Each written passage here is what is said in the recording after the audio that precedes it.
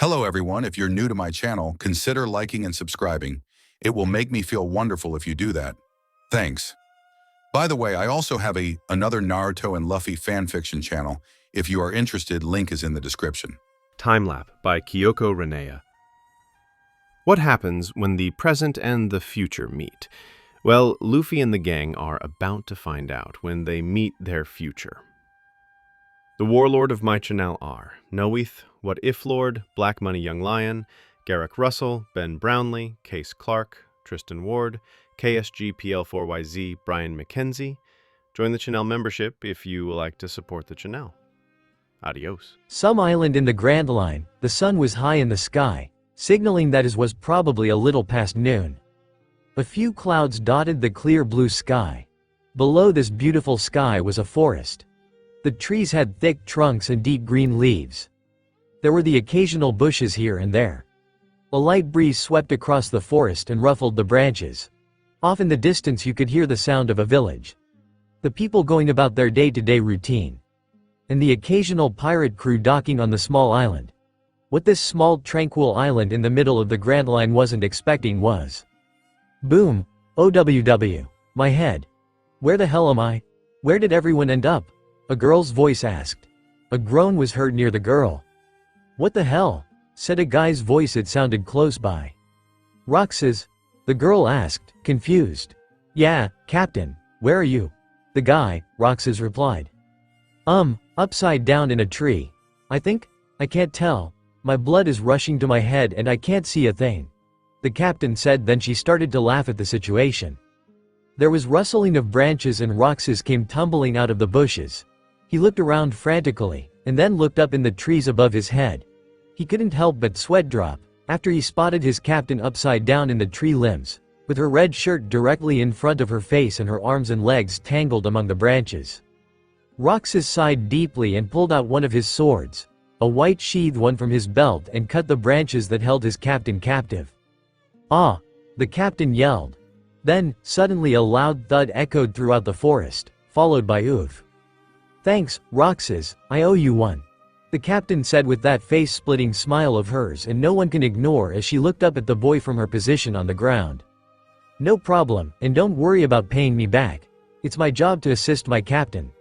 Roxas chuckled at the girl. She may not seem like a captain to many, but to the crew that serves under her she is. Roxas took in his surroundings. It looked like an ordinary forest to him. He could faintly hear the sound of a village nearby. So they didn't have to worry about being on a deserted island. But something about this whole situation didn't sit with him. His instincts told him something was off. And there was one thing his mother always told him growing up: trust your instincts. Roxas turned his attention back to his captain, who was still sitting on the ground. So how are you feeling? Blood not rushing to your head now, eh Zoe? Roxas smirks. Yeah, much better now. Zoe says, getting to her feet and started to dust herself off. Now we can find the others, so let's go. Yeah, but do we really have to find the flirt cook? Roxas asks with a look of disgust on his face, just thinking about finding the cook. Ha ha ha, yes, we do. Damn, this sent Zoe into a fit of laughter, as they walked away from where they landed in the forest, and headed in the direction of the supposed village. Elsewhere, somewhere else in this vast forest where the forest thinned out a little, you could see the patches of grass and patches of just dirt in this part of the forest. There was a breeze that cut across the forest, bringing the scent of the sea with it as it went. In this part of the forest you could see a slight crater. It was about a foot deep and it made a nearly perfect circle. Inside this crater was a person. The person was sprawled out inside the crater and he started to twitch, regaining consensuses. Ouch, what the hell was that guy's problem? Sending us flying like that? A male voice grumbled to himself as he pulled himself up on shaking arms, barely noticing that he was inside a crater. Then he pulled himself into a sitting position. I have no idea, came a female voice out of nowhere. But where are Captain San and the others at? The girl came out from around a nearby tree. She stopped when she saw the boy that was in the crater, and started to dust herself off. Near her feet was a black cowboy's hat. She bent down and picks it up and proceeded to dust the hat off before popping it back to its rightful place on top of her head. The boy finally got to his feet and started to dust himself off as well. Hey, Atali, Yassup, help. "I can't get down," yelled another male's voice. This voice sounded like it came from above, and it has a twinge of panic to his voice. Both Atali and Yasop looked up to spot where the voice came from, and they found the owner of the voice among the branches of a nearby tree. The guy was tangled in the branches that held him captive, and no matter how hard he struggled, he couldn't get out of their hold. "What, are you stuck or something, Tori?" Yasop called up to the guy, with a snicker as he watched Tori continued to struggle to get free. Tori looked down at Yasop with a glare on his face. Yasop just looked away from the glare to take in his surrounding. "Yeah, now help me down. I think my shirt got snagged on a branch or two from this tree," Tori admitted, after the glare didn't make it through to Yasop. "Thank God. I'm not hanging upside down," Tori said as an afterthought. Atali looked up at Tori, then looked at Yasop, and couldn't help but shake her head at the two boys. Her face was unreadable. Then she sighed and pulled her arms into an X in front of her chest. Flower petals were seen and arms appeared out of nowhere on the branches of the tree that held Tori captive. The arms reached for Tori and unhooked the branches from Mother Nature's natural prison. When the branches were released, Tori simultaneously fell to the ground. Wham! Directly on top of an unsuspecting Yasop. Giggling could be heard from Atali at the scene in front of her. It was very amusing. Yasop was on his stomach and his arms were spread out in front of his head, with his face down, eating dirt, so to say. As for Tori, he landed on top of Yasop's back, with not so much as a scratch on him. That couldn't have been said about the man underneath him. Get off me. Ya coyote.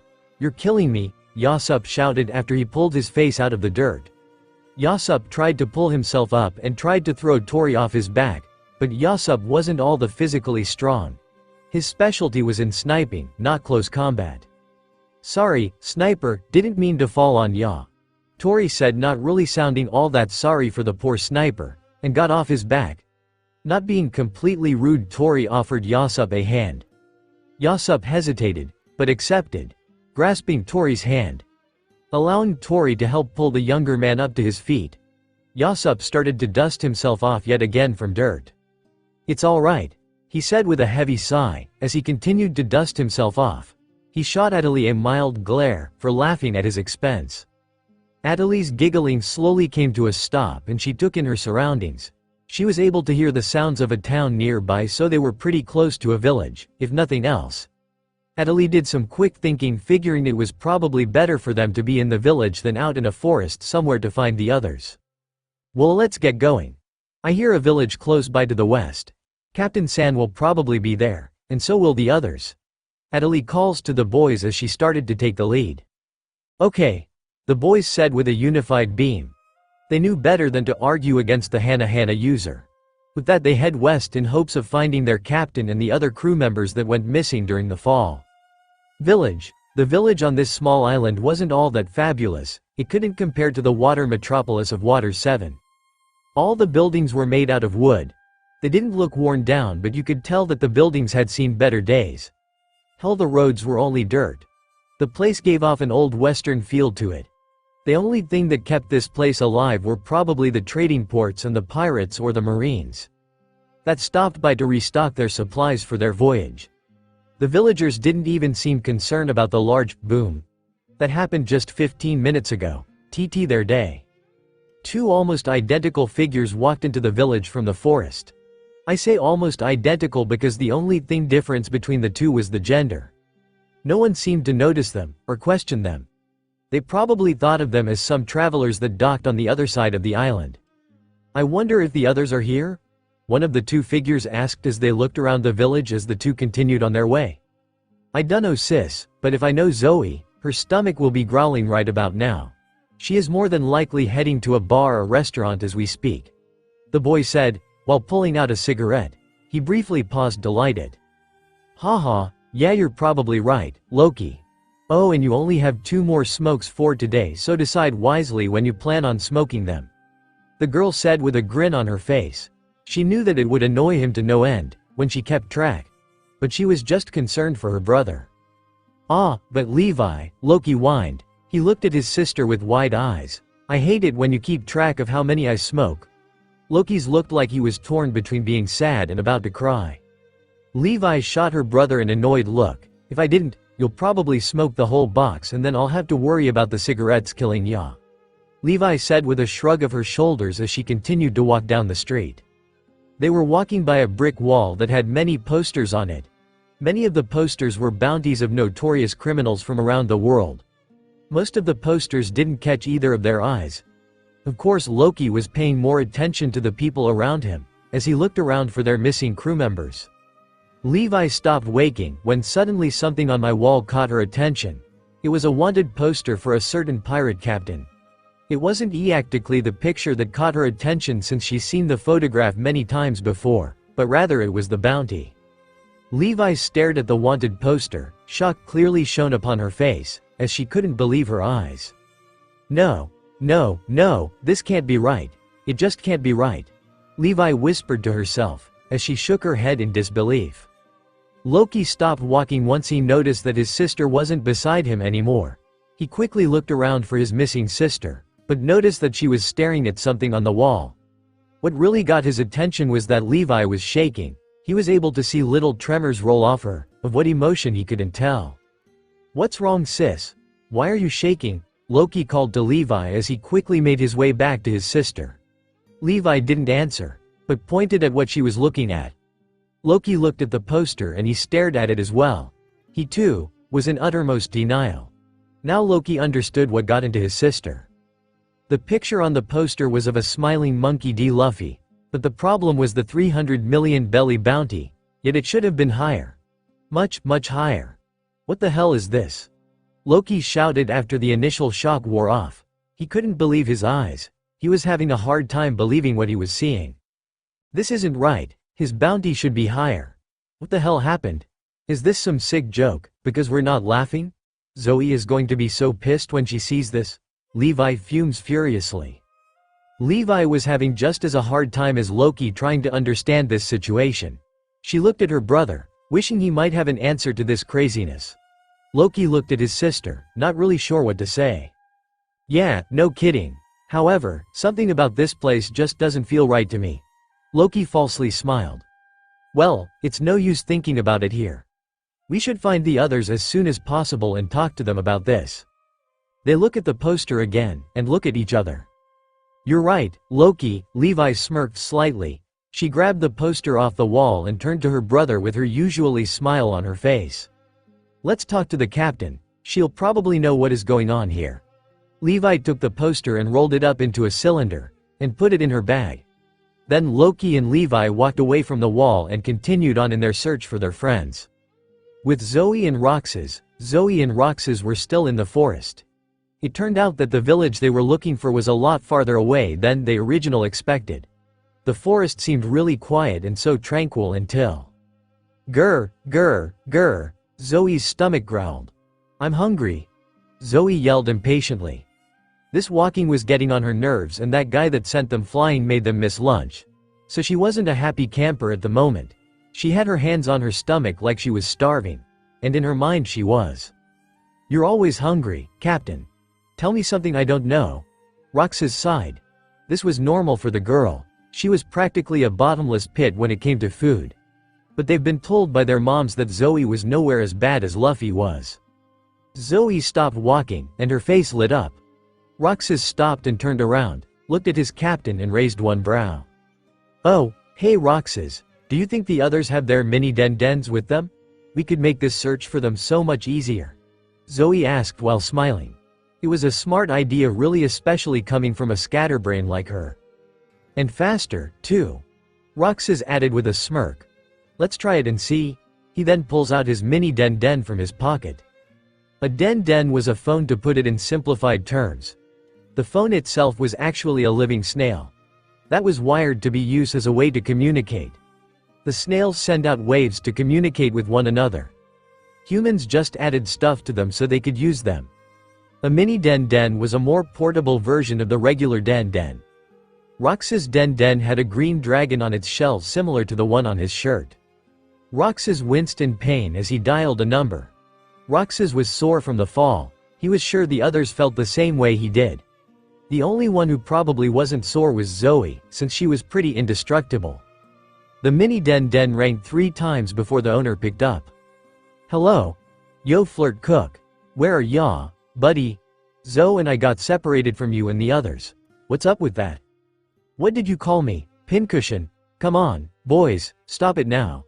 Roxas, Zoe, where are you guys? Haha, Levi, you're with Loki? Awesome. Oh, and Loki, I'm hungry. Do you think you can find a good place to eat?" Zoe grinned eagerly over the den. "Yes, I'm with Loki, but that isn't the problem at the moment. You see, Loki and I have something that you must see, and it's about your father." "Huh? What about my dad? Where are you? And we'll be there as soon as we can. We also need to find the other 3. Zoe said with a sour look on her face, that the den mimicked. "We're in the village, and we'll call ya when we find a bar. We'll talk there, after all. It's too risky for us to talk through the den. Levi said sternly.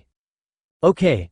We're going to call Atalie and see if she knows where the other 2 are at," Zoe said with a giant smile on her face. "Yo, flirt cook, you'd better find a good bar with good grog," Roxas warned jokingly. "What did you say, pincushion? I'm not your personal," Loki blurted out, but instead Roxas cancelled the call with a smirk on his face. Loki was going to hit him for sure for this one. With Atalie and the boys, Atalie, Yasup and Tori managed to make it to the edge of the village. And from what they saw, this village was a pretty boring place to live. "So where in the village should we start looking for the others?" Yasup asked Tori. Tori turned to look at the younger boy and blinked a few times. "My guess is to probably check the bars and restaurants first. Zoe is bound to be in one of them. It's way past lunchtime for her, and we know how she is.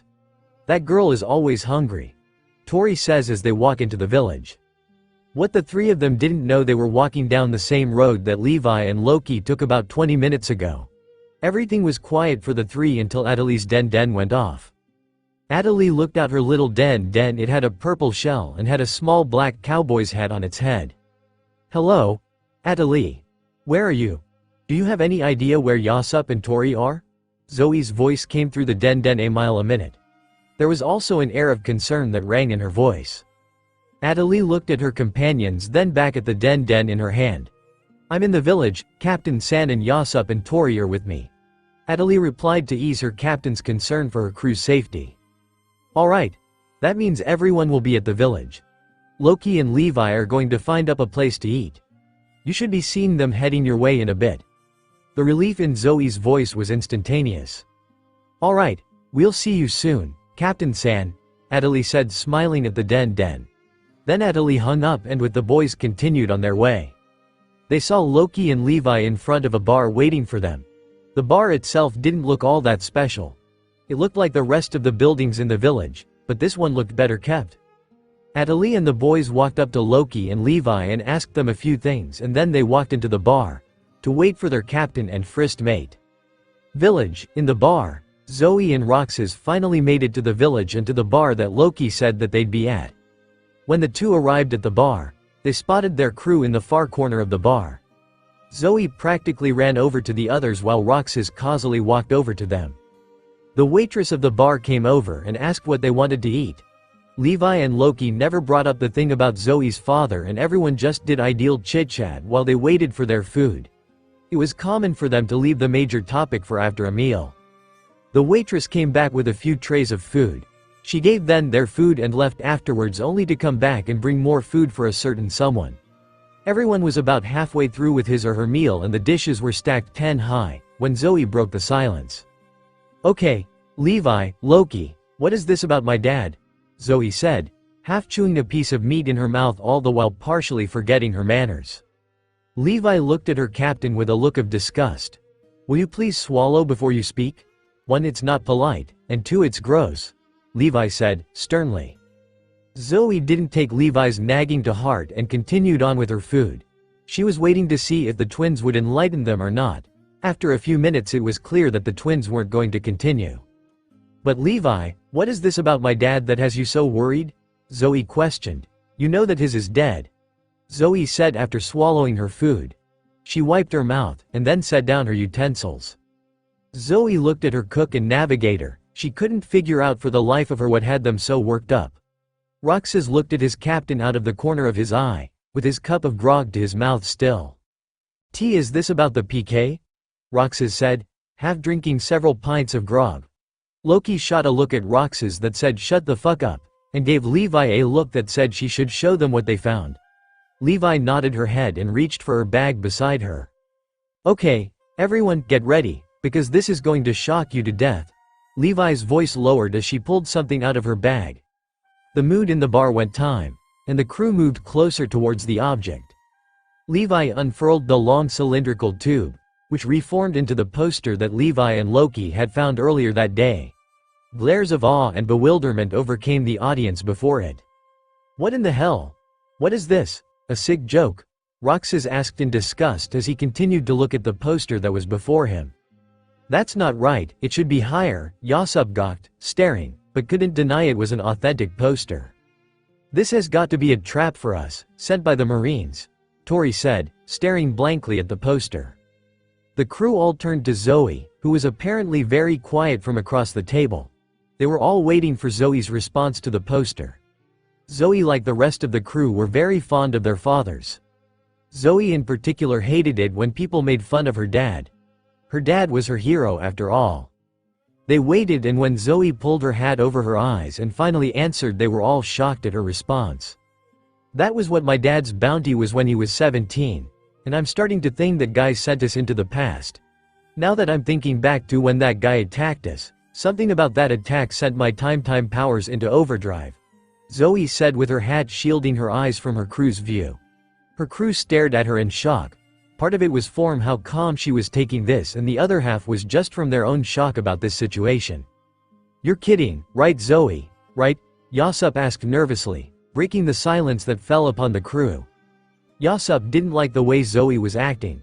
She was way too calm to be their crazy, hyperactive, impulsive, dense Zoe. It was like someone switched her for someone else. Adelie and Tori stayed quiet. They didn't feel like they should voice their opinion in this conversation. Sometimes it was best to just stay quiet and let the others do all the talking. It was one of the twins that seemed to notice one thing Zoe said that got under their skin. "Why didn't you mention that your time powers went into overdrive when that guy attacked us, while we were on the phone?" Levi snarled, raising her voice at her captain. For being the calmer of the two twins, Levi sure was quick to raise her voice. Levi was more than a little ticked that Zoe kept that valuable piece of information from her and the rest of the crew when they talked on the phone. That was something that should have been on the top priority. It ranked right up there with the poster that they found. The rest of the crew was a little shocked that Zoe's time powers went off at all. They never go off on their own. Levi herself had the urge to punch Zoe upside the head for being so stupid. Zoe looked at her crew, blinking a few times in the process. She couldn't understand why her crew was getting on her case about her time powers acting up. "Haha, sorry, I wasn't thinking about it at the time. I was more concerned about everyone else," Zoe replied. Zoe knew she was ticking Levi off, but she was surprised to see that Loki wasn't getting mad as well. He usually had the shorter temper of the two, but looking at Loki, Zoe was able to tell he was having a hard time keeping his temper in check. He was almost to the butt of his cigarette. But in all reality, it just dawned on her that her time powers went off when that guy attacked them. The safety of her crew was her number one priority. It came with the title of captain.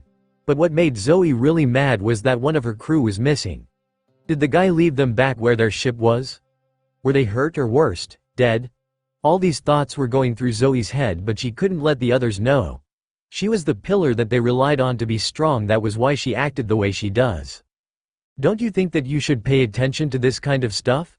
After all, it may be kinda important?" Levi said to Zoe sternly, never realizing what thoughts were going through Zoe's head. Zoe played the dense card at Levi. "But you see, it's not something that struck me hard, rather it was very mild. What I don't understand is how we got to the past. I mean that as if this is the past.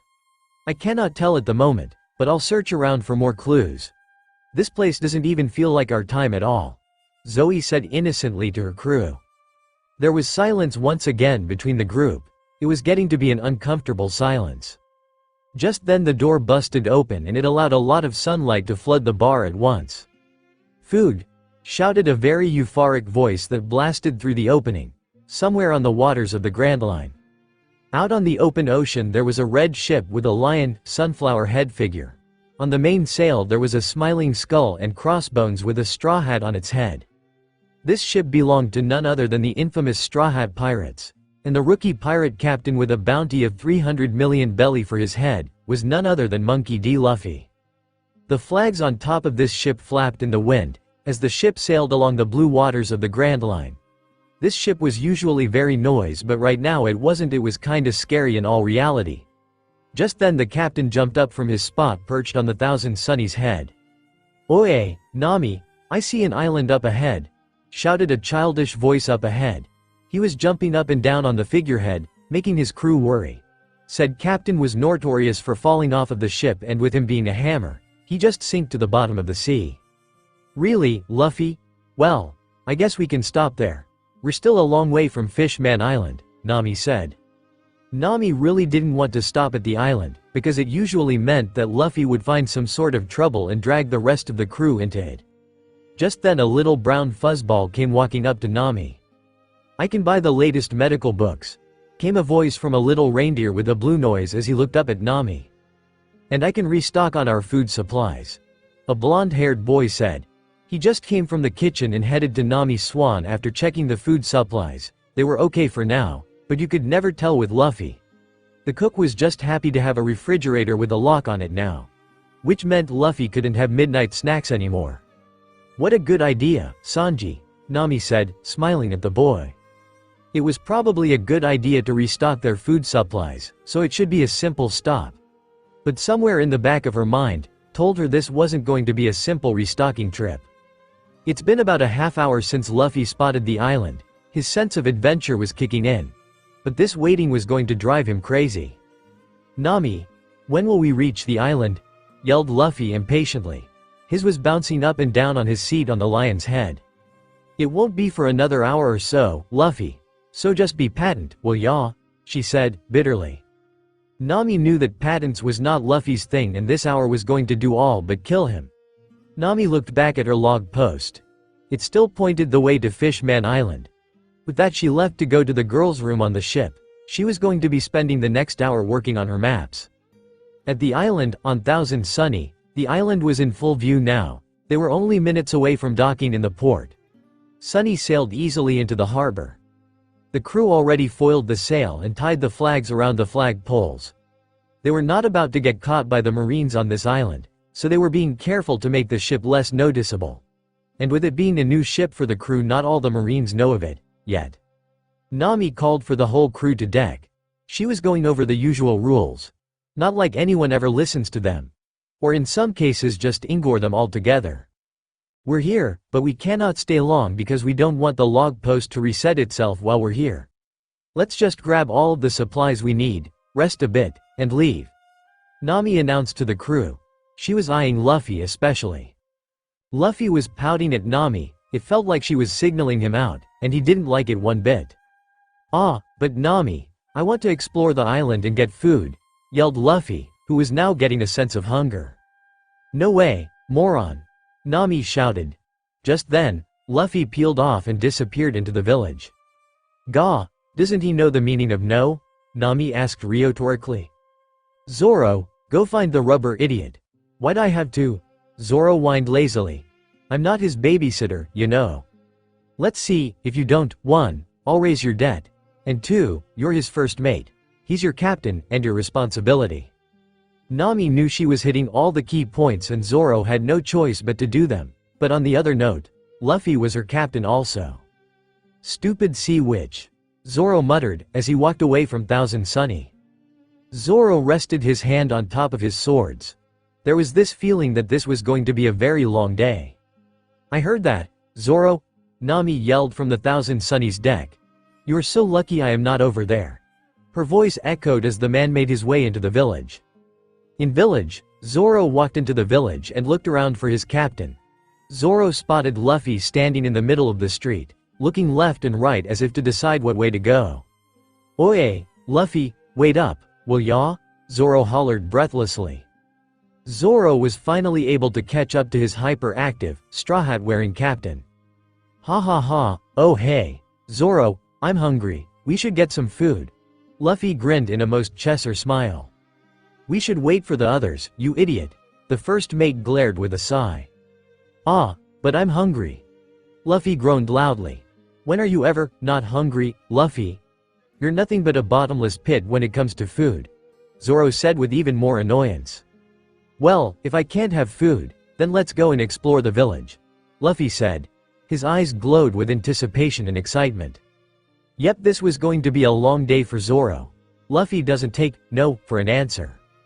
With that, Zoro and Luffy went off to explore the village despite poor Zoro's refusal. A while later, Luffy and Zoro managed to meet back up with the crew after an hour or so of looking around the village. Luffy wanted to explore the forest, but Zoro was able to convince him not to. How Zoro was able to do it, even he doesn't know, but he's glad that he did. Now Luffy was complaining to Nami in an attempt to get her to take them to a bar to get food. Sadly, Nami held all the money and she's very stingy when it comes to it. Nami, I want food, begged Luffy, clutching his thin stomach. He looked at Nami with puppy dog eyes. Fine, Luffy, we'll go and get food, Nami said, annoyed. There really wasn't any point in trying to resist Luffy, he was bound to get his way. And plus he could always pull the captain's order on them. Yay! Luffy exclaimed as he ran off to the nearest bar. Luffy didn't even wait for the rest of his crew to catch up to him, and they didn't try to either. Luffy relied on his noise to lead him to the closest place to eat. As he arrived at the bar, Luffy bursted the doors open. Food, squealed the euphoric teen. He then rushed to the nearest empty table, and waited for the rest of his crew to arrive. He wasn't that mean to start eating without them. All the time. At the bar, soon the rest of the Straw Hat crew followed into the bar. They saw Luffy's waving hands and headed over to him. The bar's waitress came and got the orders, then walked off to get the orders started. The poor waitress swore she served the same people again. This group was almost identical to the group on the other side of the bar. As she walked to the back to give the cook the order. It was about 10 minutes later when the waitress came back with their food, and left yet again to attend to other customers. The group was about halfway through their meal when Nami gave them a reminder of what was to be done after they got done eating. Okay, so after we done here, we'll buy our supplies. Then, we should leave to Fishman Island. Nami instructed to the others. Who all nodded their heads, or those who were paying any attention to her at the moment. Some were too busy stuffing their faces with food. Robin looked around the bar. Everything was made of wood, except for a few seascape paintings throughout the place. The bartender had a bored complexion on his face. The usual type of customers filled the bar, each and every visitor from near and far. In spite of this, what had caught Robin's eye was a girl who looked like someone she knew. The mysterious girl had shaggy black hair, a familiar face, a straw hat that almost looked like that of her captain. The only thing different about this girl was that she had deep emerald green eyes and no scar under her left eye. This girl was talking to her friends, and they were observing at some poster in the center of the table. Maybe they are bounty hunters, Robin thought. She was about to summon one of her limbs, with an eye attached to see if she was correct. After all, Robin and her whole crew had bounties on their heads. And with everything they just went through to save her, she wasn't going to have some bounty hunters sneak up on them. Just as she was about to use her devil fruit powers, the girl pulled off her hat and wrapped it around her neck in such a way to conceal it from bystanders. Now this had Robin curious. Robin looked at her crew. They appeared to be more than oblivious to the mysterious girl and the group she was with. Robin turned her attention back to the group on the other side of the bar. The group paused for only just a brief moment, then talked amongst themselves. In no time after that, they stood up from their seats. The girl got up first, followed by a boy with dirty blonde hair and 3 swords strapped to his waist. Wait, was Zoro's prized sword amongst them? Robin thought hesitantly, but couldn't tell. 2 identical figures with blondish hair were the next ones to rise. From the looks of it, the 2 were twins.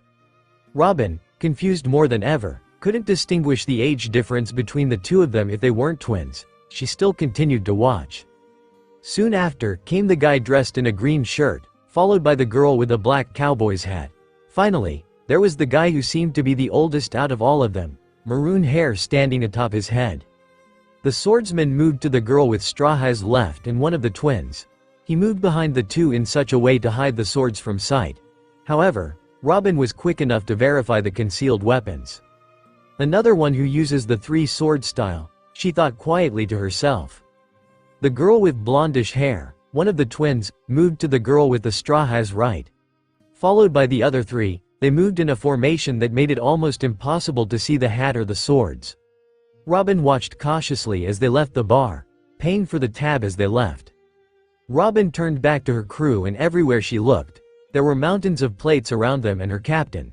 This was normal at mealtimes. The crew decided to talk about what they were going to do next, and chose to go and do their own thing for the next 4 hours. I think I'm going to follow that group with the mysterious girl, Robin thought to herself. Robin looked at her crew, and saw that Nami had tears in her eyes. It was her turn again to be paying the tab at the bar. Robin just smiled at her. Outside the bar, Robin and her friends left the bar a few seconds ago, and was taking in her surroundings trying to spot that group from before. The village was a quiet little place and it seemed nothing was going on. Most of the buildings were wooden. There were some buildings that were missing some windows. The marketplace was probably the best place in this whole village, or the trading post. The villagers had an expression of annoyance or mere boredom. This place won't entertain my captain at all, Robin thought. As she walked down the main road, Robin tried to find where that group went.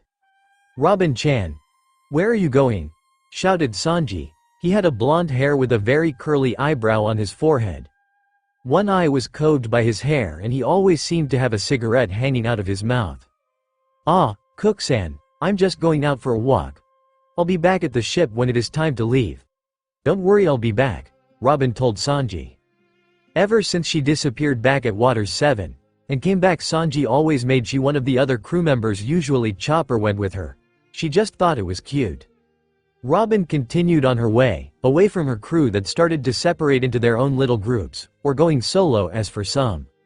Robin casually moved around in an attempt to find the group that departed from the bar earlier. She has always made it easy on herself to use her devil fruit powers, but it usually makes her tired in the end. Just then, she saw a mop of maroon hair out of the corner of her eye. Without hesitation, she went in the same direction. Robin followed behind, careful enough to make sure she was far enough to keep herself from being seen. Yet, surprisingly enough, she was close enough to have the person within her range of vision. The group appeared to be heading out of the village and into the forest. As if to get away from for some privacy, or was it to get away from someone's? Robin knew better than to get too close to the group, but when they stopped, she stopped and started to eavesdrop. They were now deep in the forest. There was just something about this group that didn't sit right with her. She was going to find out what was so wrong. Thoughts began to become overwhelming. She stopped to think. Deep in the forest behind the village. Zoe's pov my crew and I left the bar a few minutes ago and we headed to the forest for some privacy so we could talk. It was kind of dangerous in the village for the time being. With them in town. I sorta took in my surroundings. From where I stood I saw 3 boulders large enough for 2 people to sit on and seemed to form a triangle in the way they sat. Trees surrounded us, and with their thick foliage it proved the perfect cover for us, but made it hard for us to see anyone coming. Okay, what in the hell was that? Tori had asked after we stopped walking for a break. He walked over to the nearest boulder and sat on top of it. Yasup moved and sat next to him, pulling his bag into his lap. I have no idea, Tori, no idea at all. What I want to know is why are they here of all places, Levi answered. She walked to the boulder across from Tori and Yasup and sat down. She put her head in her hands. This was getting to her, and it showed badly. I looked at my crew, and pulled my hat back over my eyes. My crew was confused. I was confused. I was afraid my crew would fall apart. We were all on our last mental nerves, it seemed like. But I absolutely know one thing is for sure, and I'm going to tell my crew whether they like it or not.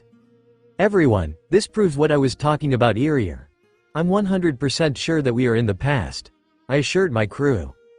Oddly enough, they all looked at me, like I grew a second head or something. I was expecting something more drastic. Are you sure about that, Captain San? Adeli asked. She looked calm, not like most of us. But I could tell by the look in her eyes that she was confused and uncertain like the rest of us. Yes, I replied, looking back. It is them. Flashback, Zoe's pov. Food. had shouted a very excited voice that blasted through the opening. We all turned to the door. A teen with shaggy black hair, straw hat, red vest, blue jean shorts and sandals came busting through the door. He went to an empty table on the other side of the bar. We had a good view of the teen when he sat down. He looked like he was waiting for someone's. The hyperactive teen had brown eyes with a scar under his left eye. We all looked at each other and nodded our heads. We all knew who this person was. It was Monkey D. Luffy or Straw Hat Luffy. The PK aka my father. We all turned our attention back to the wanted poster that was on the table, as his crew came walking through the door. The first one to enter was a girl with short orange hair that was pulled back into a short ponytail, brown eyes. She was wearing a white tank top with orange trim and blue jean pants with heels. We all glanced at each other speechlessly. It was Levi and Loki's mom, cat burglar Nami. Her hair was much shorter than expected, but it was her without a doubt. There was a tall man with very short mint green hair and hazy, silver eyes. He was wearing a white t-shirt, a green haramaki around his waist, black-green pants that were tucked into boots. He had his left ear pierced 3 times and had 3 swords slinged onto the right side of his haramaki. This was Roronoa Zoro, or Pirate Hunter Zoro, as he was addressed by some people. This was Rox's dad. I remember him without his left eye, but this must be before he lost it, I guess. A blonde-haired man was the next man to walk in. The smell of smoke emitted off of him strong, like he just finished smoking. He had his hair covering his left eye. His right eye was visible, blue with a curly brow. He was wearing a double-buttoned black suit and a teal-collared undershirt. Beneath it all, he had black shoes. This was Black Leg Sanji, Loki and Levi's dad. My mom had told us that he was a notorious ladies' man, but he was forever loyal to Nami. The next guy to come in had a really long nose and brown eyes. He wore a yellow bandana tied around his head, which covered his very curly, black hair. On top of the bandana was a pair of sniper goggles that Yasop, a crew member of mine, was wearing right now. This man wore tan overalls, brown shoes, and had a yellow shoulder bag slung over his shoulder. This was Usopp, Yasop's dad, and he had the nickname of Sogeking. I won't tell this to Yasop because he is very proud of his dad. Yasop's dad kinda looks like an armadillo or a living Pinocchio with his long nose. Soon to follow was a woman who had straight, shoulder-length black hair and mysterious, cobalt blue eyes. And a very straight nose. She was wearing a purple cowgirl's hat with white trim. A purple jacket-like shirt, purple pants and cowgirl boots. Devil Child Nico Robin was her name, Adeli's mom, the only person in the world who can read the poneglyph. Well, that was until Adeli learned how to read them from her. A strange creature followed her, which almost looked closely to a raccoon. It was covered in brown fur, a blue nose with a pink top hat on top of its head with a small white X on it. It appeared to have antlers that were sticking out of his hat. So it seems, the creature was a reindeer, but I already knew that. The Marines originally thought of him as a pet, but in our time, he was considered a threat. This was Tony Chopper, also known as the infamous cotton candy lover Chopper. What was unique was that Chopper was Tori's teacher in the field of medicine. Finally, there was a particularly weird-looking guy. He was a tall, blue-haired that was in like a wave. We couldn't tell what his eye color was because he was wearing sunglasses. His nose seemed to be made out of metal, yet what was so odd about him was his outfit. He was wearing an opened floral printed shirt and Speedos with no shoes. This was without a doubt Cyborg Frankie. He was Adeli's dad. Looking between Frankie and Robin, I just couldn't see them together. This crew flocked to where their captain was sitting and ordered their food. We all looked at each other. It was one of our silent chats. Finish eating, then leave. We don't want to be spotted by them. We all glanced back at the poster. I recall Yasop saying something that I didn't really get, but smiled at him anyway. I looked up, yet I could have sworn Robin saw me. The way she looked at me hinted that she was curious about something. I had this strange feeling that was my friends and I that had her curiosity. Oh shit, my hat. I thought to myself, then I grabbed up and pulled my hat back around my neck. Guys, we should leave soon, I whispered to my crew. Yeah, seeing them is making me nervous, Levi said silently. Do you think they saw your hat, Z? Adeli asked. I don't know, but Robin looked this way, so she might have. Levi, pay for the food. We need to leave now, I said, with a serious tone. I looked at my crew and nodded my head. They knew what I wanted them to do. They walked in a formation that would conceal both my hat and Rox's swords. Let's get out of here. Zoro is bound to sense Wado. It'll be kinda hard to explain to them that we're their kids after all.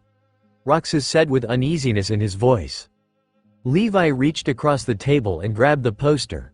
We'll talk about this after we leave the bar, Levi said, sternly. Levi pulled out her wallet, while I stood up from my chair. The others followed my lead and moved in such a way it was almost impossible to see my hat or Rox's swords. And we all walked out of the bar and into the forest. End flashback. Zoe's pub. That is where we are now. Out of the village, and in the forest for some privacy. Okay, why are we in the past then? Yasup asked from his spot on the boulder. No idea, but you do realize we're stuck on this island, since we don't have a ship. And Zoe can't travel through time. Roxas says. He was leaning up against a tree, his arms crossed over his chest. Loki was standing next to Adelie, who was sitting next to Levi her boulder, and he didn't look happy. Aw shit. Now I really want to kick that guy's ass, Loki yelled. The cigarette that was in his mouth looked like it was going to break. Something about this didn't feel right to me. Why would someone send UKED my brain trying to find the answer? I thought back to when that guy attacked us. There was something about that guy that told me I should trust him but yet not. He also gave off that aura that reminded me of the time dimension witch. Maybe he is her apprentice, I thought. Then I remember what the guy said, do you wish to stop the catastrophe from happening? That affected you and your crew. What catastrophe that affected all of us, that we wish never happened, I thought. If I had a light bulb above my head it would have gone off just then. I figured it out, I shouted out of the blue. My whole crew jumped a foot into the air. At my sudden outburst. They all glared at me and were trying to slow down their racing hearts. What the hell, Zoe? Levi stood up and shouted at me. You trying to give us a heart attack? Haha, sorry guys, I didn't mean to scare you, but I figured out why we were sent to the past. I say, looking around my crew. Levi sat back down and looked at me in such a way that said, explain Genus. Do you guys remember what the guy said to us before he sent us into the past? My crew looked at each other, but no one seemed to know or remember what the guy said. Was I the only one who paid attention to what he said? And they say I'm oblivious, I thought to myself. The guy said, and I quote, do you wish to stop a catastrophe from happening? That affected you and your crew. And I unquote. I finished telling them. We all looked at each other. What was the one thing we all shared before we formed our crew? And that was the deaths of our fathers. The others started to realize what I realized a few minutes ago. Are you telling us that we were sent into the past to stop that? Yasup asked. Yes, to stop the one thing that we wish never'd happen. Robin's pav. Interesting, this is very interesting. Robin thought to herself. She was still hiding behind the tree, with my arms crossed over my chest. The group that she was following walked into the forest that was behind the village. The forest was very lush and green and added perfect privacy for the group. The group stopped to take a break. Robin stopped to listen in on the group, but what shocked her was realizing that they were in the past. They began talking about an event that they wished never happened, yet they wouldn't say what that event was. Robin sighed, closed her eyes, and listened some more. With Zoe was sitting on a boulder and was facing her crew. Loki, Adelie and Levi were off on her left, and Roxas, Tori and Yasup were on her right. The sun was still high in the sky. If I had to take a guess I would say that it was about 2 o'clock or so. And we were all wanting this day to be over. Okay, if we were sent to the past, wouldn't we have been sent back when we were little kids? Loki asked, scratching the back of his head. I'm thinking it's more complicated than that. Loki, Levi replied while heaving out a small sigh. Her head still rested in her hand. Levi is right, but yet it doesn't feel right to me. Two versions of the same person just can't live in the same time period. The time dimension witch herself said so. As such, I could be wrong, but I do recall this from back when I was about 6 or so. Tori explained as he placed his fingers under his chin. Tori was in thinking mode, or trying to think. It's hard to think when your world just did a 360 and you don't know why. The TW wouldn't send people through the time stream for something so small. We're in the past. Anything we do here will ultimately change our futures. Zoe stopped then continued. I know how the time dimension witch works, because I had once trained under her for a few years. I had to get more experience on my powers. Are we even sure that the time dimension witch is the reason we are in the past? Roxas asked while looking back to his comrades. Well, when I was with her, she was looking for an apprentice. She may have found one by now, but he should have told us why we were being sent to the past. Zoe said to her crew. She was rocking back and forth in her seat. Just then, there was a bright light behind them. They all turned around. Robin peeked around the tree that she was hiding behind to get a better look at what was happening. The guy that sent them into the past emerged from the light. You, Zoe, Yasup, and Tori shouted furiously. Zoe, Yasup and Tori were now standing.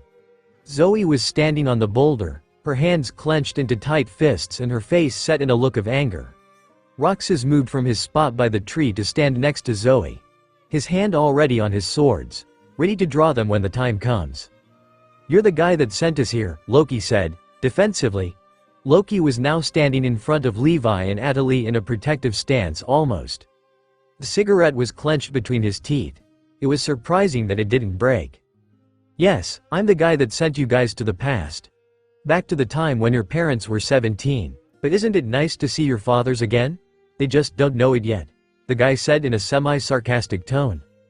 The guy had short brown hair and green eyes. He was wearing this white trench coat, open. It revealed a deep blue undershirt and black pants. Why are we in the past? Who are you, and what do you want with us? Yasup asking, while hiding behind Roxas, shaking. You better answer us now. What the hell do you want from us? Loki demanded. He was about to kick this guy's ass for sending them into the past. What is this? Robin thought while carefully adding up the logic together in her head. It didn't make any sense, but not everything in this world made sense and she knew it. I'm Shomitsu and I was told to send you guys to the past so you can race against time. Shomitsu told the group. He was staring at them with a look of amusement. It really was quite funny, really they didn't know what was going on. Okay, Shomitsu, you were instructed to send us to the past and for what then? Levi asked, now calm. Levi was trying to get information and straighten out the facts. So much was happening way too fast. Oh, that's simple, Zoe, have already told you who I am, Levi, Shomitsu said. There was a moment of pure silence. They all looked at him. You're kidding, right? You can't be serious. You're the time dimension witch's apprentice, aren't you? Zoe questioned Shomitsu in disbelief. It was hard to believe that this baster was Aura's apprentice. Aura had to teach him better than to just send people into the past. Yes, I am, and Aura, the time dimension witch, has found some disturbing information that will ultimately affect the time stream. So she wants you guys to do a little mission for us. Since we can't mess or go through the time stream for long periods of time. But we can send trusted people through it instead. Shomitsu says. The mission she wants you guys to do is stop Darius. He's the same guy that killed your fathers. You see, he stole one of Aura's time crystals. Do you mean the one-time use crystal that allowed you to travel to any time period and allow more than one person to travel through time? Zoe asked. Zoe had calmed down some, but she was still pissed that Shomitsu didn't tell them this before he sent her crew into the past. Yes, somehow he got a hold of one, and now he is bent on using that same weapon, earlier. To whip out Luffy and his crew sooner, and to destroy the East Blue. That way he can't achieve his dream and ultimately keep you guys from being born, Shomitsu said in a serious tone. So the question is, will you accept the mission? He then looks at all of us. Zoe turns around and faces her crew.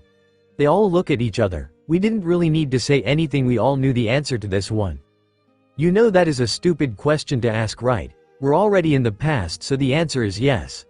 Atali said while placing her hands on her hips. This guy was getting on her last nerves. What about Sunny? What about the shipment that she placed? Will Iceberg Sand make sure that it arrives safely? So many questions were going through her head. Atali is right, we accept, right guys? Zoe said, looking at her crew again. And her crew nodded their heads yes. They would all like to get back at the guy that killed their dads. Good, now you just have to convince Luffy and his gang to help you guys. Shomitsu said with a smile. This was going to be interesting. Ah hell no, Zoe shouted, we're not going to involve our parents. And I can name a few reasons why we can't get them involved with this. Zoe is right, we can't let them get involved. Yasup said, still shaking, but he wasn't hiding behind Roxas anymore. Well, Aura said you guys have to convince them that you are their future kids and have them help you. Aura says you need each other's strengths to beat this guy. Shomitsu said, with a sigh. Well, tell us how to do it. Loki said, we can't go up to them and say, Nami, Sanji. Hello, I'm Loki and this is Levi and we're your future kids. Nice to meet you. Loki said with sarcasm. This was just wrong on so many levels. Ha ha ha. Zoe laughed. She forgot about being mad at Shomitsu for a moment. They would probably believe that Zoe is Luffy's twin sister if her eyes were brown like Luffy's, but they're not. Yasup said, thinking out loud. Nah huh, that's just weird, Zoe says. Everyone stares at her. What? Zoe was confused. Why would her crew think that she could pass off as Luffy's twin sister? Zoe, you're a spitting image of your father except you're a girl, and you have green eyes. Yasup says, trying to reason with his captain. Yasup finally gave up and shook his head. There was no point in trying to convince her. Haha, you guys are really funny. They all turned their attention back to Shomitsu. But I guess I can help you out somewhat, Shomitsu said with a small smirk on his whole conversation has been infiltrated since the beginning by one of the Straw Hats. Zoe and her crew got this shocked look on their faces. What? They all shout. Shomitsu had his head pulled back and was laughing, this was just too funny. Robin uncrossed her arms, she was displeased. I guess I was found out, Robin thought, with a slight frown. There was no way she was going to be able to leave now without some confrontation. Zoe's pav. What? We all shouted. Shomitsu only smirked at us. He thought that this was amusing. We all looked behind us to see Robin step out from behind the tree. To say we were shocked was an understatement. We were way past that. Adelie was the quickest to recover and everyone else soon followed. So, you heard the whole thing? Adelie asked Robin. She wanted to know if it was true from Robin. Yes, your group caught my attention and I guess curiosity got the better of me, Robin said as she walked towards us. She stopped before us. Then she looked at us with eyes of wonder and confusion. But it really was hard to tell. You had to know her very well to understand this woman. Well, this sucks, we didn't want to attract attention to us at the bar. But I guess we did, Loki said as he put his cigarette back into his mouth. So it is true that you're from the future? Robin asked in a way to get the facts that she heard straight. Yes, we are, Shomitsu, Levi says and points to him. Says we're here to stop a catastrophe that happened in our time.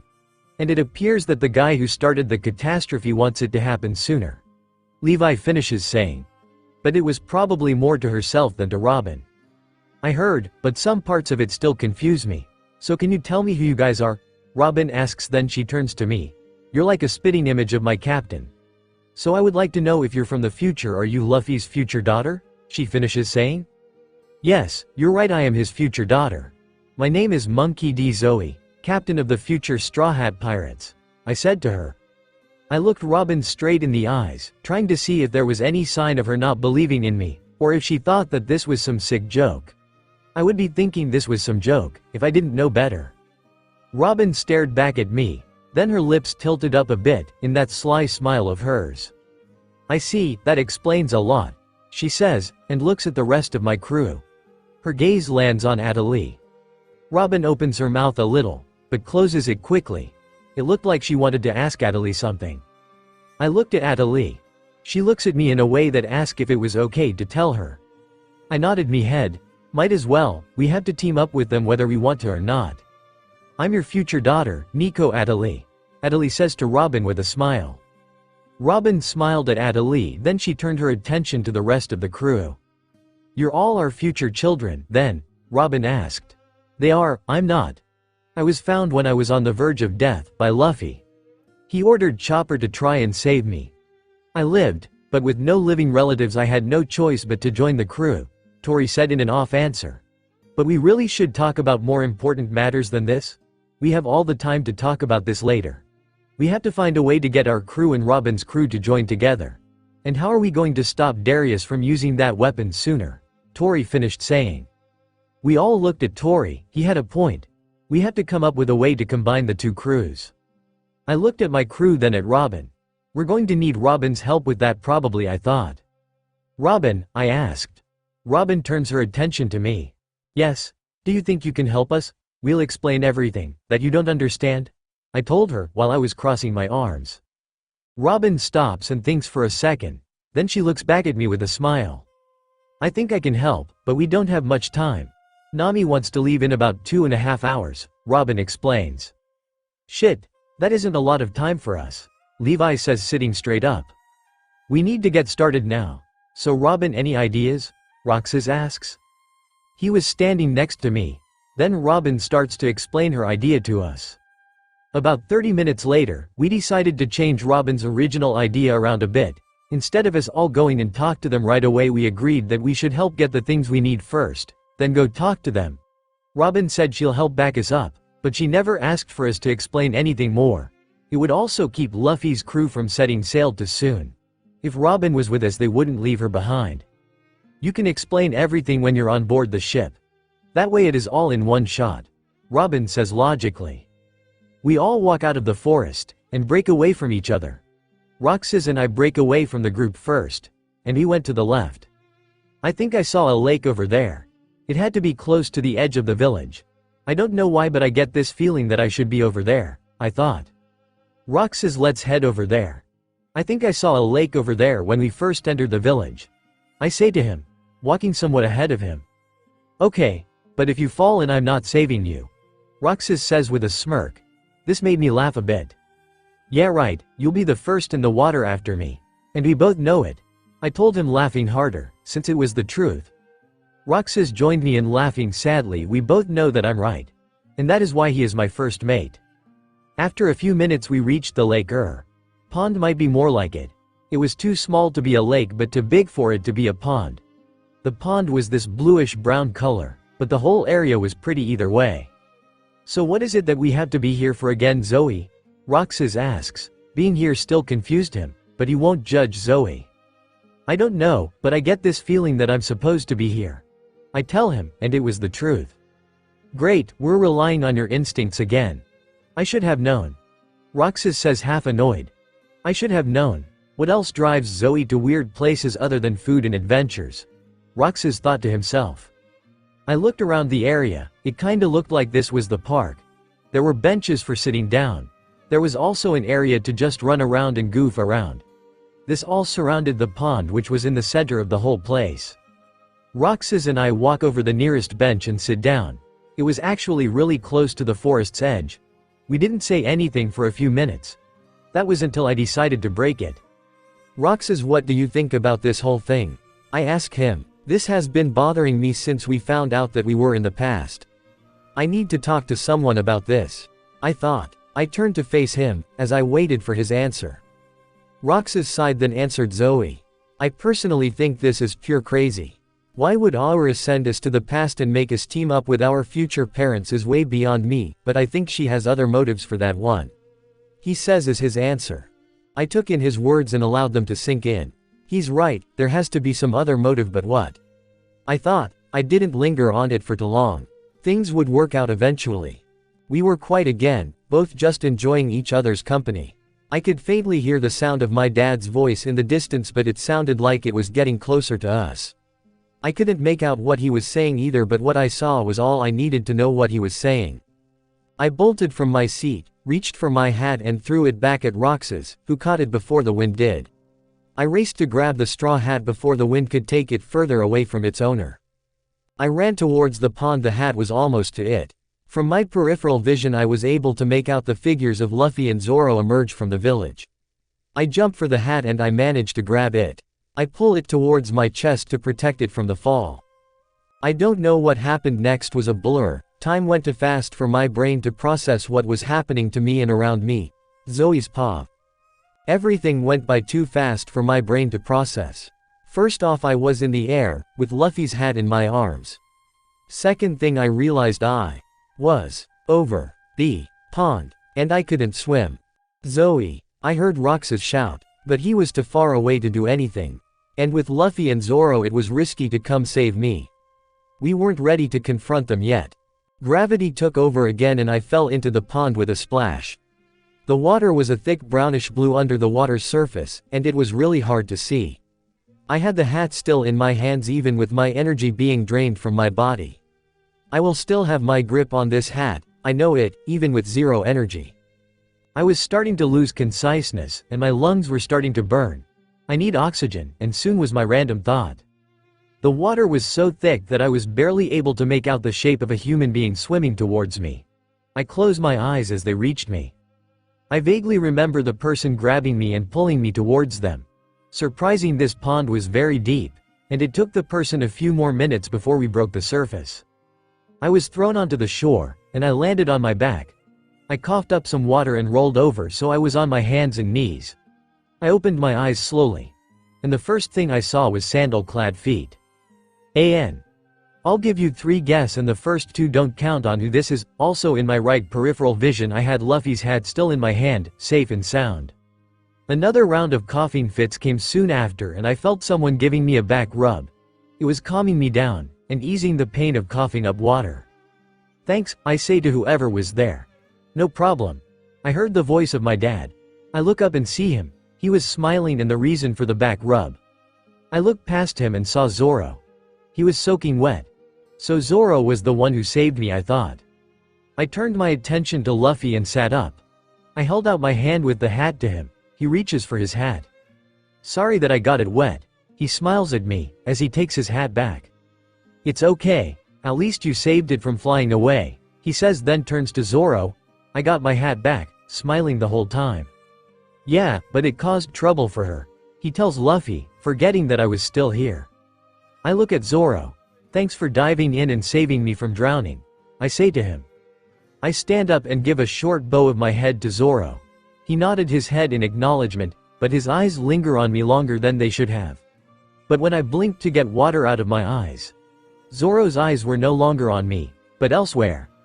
I followed his gaze and saw that they were on Roxas. Does he sense Wado? I thought. Roxas was still by the bench that we were at earlier, but her was closer to the forest edge than anything else. The look he sent me was one of sorry. He was sorry that he wasn't the one to save me. I just smiled at him. It was my way to say, it's okay you tried. And I'm sure it was. But what can you do when you have both a sword and a straw hat that belongs to 2 other people? My eyes light up. I got an idea. I turned to Luffy, who was still smiling. I was about to introduce myself when Zoro spoke up. So you're a devil fruit user? He asks me, in such a way that told me, he knew something was up. Yes, but even if I had time to use it, it doesn't work on water, I tell them. Oh, and I'm Zoe, I say in a casual way. I'm Monkey D. Luffy. Luffy says, his hat sat atop of his head now. He was rocking back and forth on his heels. Roronoa Zoro, your friend keeps looking this way, Zoro points out. I look back at Roxas with a small smile. You're right. Well, I better go, I tell them. Why won't he come over here? Luffy asked, looking at Roxas. I couldn't read his expression. I don't know, I say to try and get him from going over there. Well, I better go now. It was nice talking to the 2 of you. Maybe we'll see each other again, I say, walking away from them. When I reach Roxas I turn around and wave at them. We'll definitely will see each other soon, very soon, I thought. Roxas and I walk away from the park, with our backs to Luffy and Zoro. What we didn't know was that they saw what we were trying to hide. We were quiet the whole time walking back to the village. We didn't bother to say anything. When we reached the village, that was another story though. What the hell, Zoe? You almost had a full-blown conversation with them. And Zoro never seemed to take his eyes off of me after he first saw me. We're not ready to talk to them yet, and here you are setting it up. Roxas ranted to me. Sorry Roxas, but I figured if I got some of the introductions out of the way it would be easier on us, I say while rubbing the back of my head, nervously. Roxas sighs. What's the point trying to talk to her, he thought. And we continued to walk through the small town, lightly chatting with each other. Luffy's Pav. 10 minutes ago, I'm Monkey D. Luffy, I say, after I put my hat back atop of my head. Then I started rocking back and forth on my heels, looking at Zoe. Zoe had short wild black hair, with emerald green eyes. She was wearing a black shirt with a red shirt tied over it and short blue jean shorts. On her feet were sandals that were similar to mine. "Roronoa Zoro, your friend keeps looking this way," Zoro says, but his gaze wasn't at Zoe but her friend who was by the forest's edge. I kept my gaze on Zoe. There was something strange about her, and I couldn't put my finger on it. I watched as she looked back at her friend. "You're right. Well, I better go," Zoe tells us. I glance at her friend. "Why won't he come over here?" I ask her. It was strange. Why would he not come over here? It was like he was hiding something. "I don't know," was Zoe's reply. She seemed to be hiding something.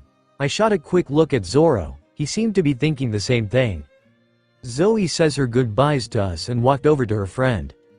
Her friend had short blonde hair and silver eyes. It was hard to tell from where I stood. He was wearing a black shirt and semi-baggy pants. It looked like he is a swordsman like Zoro. Did I see 3 swords? And one of them had a white sheath? I thought. Zoe turned around and waved at us. I waved back at her.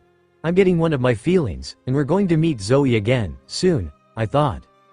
As they walked away, Zoro and I both caught sight of a straw hat and a white sheathed sword. Both were identical to my hat and Zoro's prized sword. Zoro and I both looked at each other. This was just too weird. That was a straw hat that Zoe's friend gave to her? I asked Zoro. I may act stupid, but I'm a lot smarter than I look. Yeah, and I could swear that was Wado Ichimonji among his swords, and I thought I was the only one who used Santoryu, Zoro said, looking a little concerned and confused.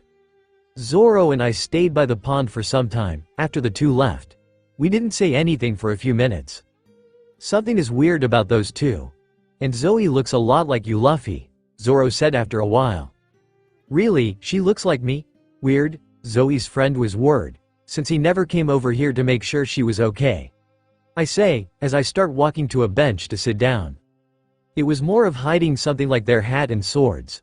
I know I heard him call her name before I got there. It looks like he really wanted to jump in and save her, Zoro said as he sat down next to Luffy. I leaned back and pulled my hat over my eyes to keep the sun out. Zoro, I'm getting the feeling that we're going to be seeing Zoe and her friend a lot more, I tell him. Shit, and your feelings are usually right on the money too, Zoro says, annoyed. She. I laugh. Well, we better start heading back to the ship. Nami, we'll be mad if we're late, I say. I got up and Zoro followed my lead. We leave the park and head back to the ship. We're probably going to get lost along the way, knowing our luck. Tori's Pav. Levi and I were walking down what I assumed was Main Street. I saw vendors selling produce or meat. There were also shops down this street. Levi and I were in charge of getting an eternal post to the island that the weapon was on. Levi also wanted to check some other things too, if we had time for them at least. Levi, can we stop and pick up some medical supplies? I don't have any with me, they are all on Sunny Go. Back in our time. I ask Levi as I turn and look at her. Levi turned her attention to me, tilted her head to the left, then it was straight again. Sure, we're probably gonna need it, with almost 16 people and the battle we're going to face will be harsh. But first the eternal post. Levi says, she was thinking like Luffy said yes to us joining them already. Let's hope they have an eternal post for us in the shop, I say, somewhat concerned. We walked some more before we spotted Sanji and Chopper up ahead. Levi and I shared a look. This could be bad for us. As we got closer to them, we could see Sanji picking out what could be described as the best produce for his food. Loki is the same way, and it's funny watching him picking out the best, too. It could be described best as cheap entertainment.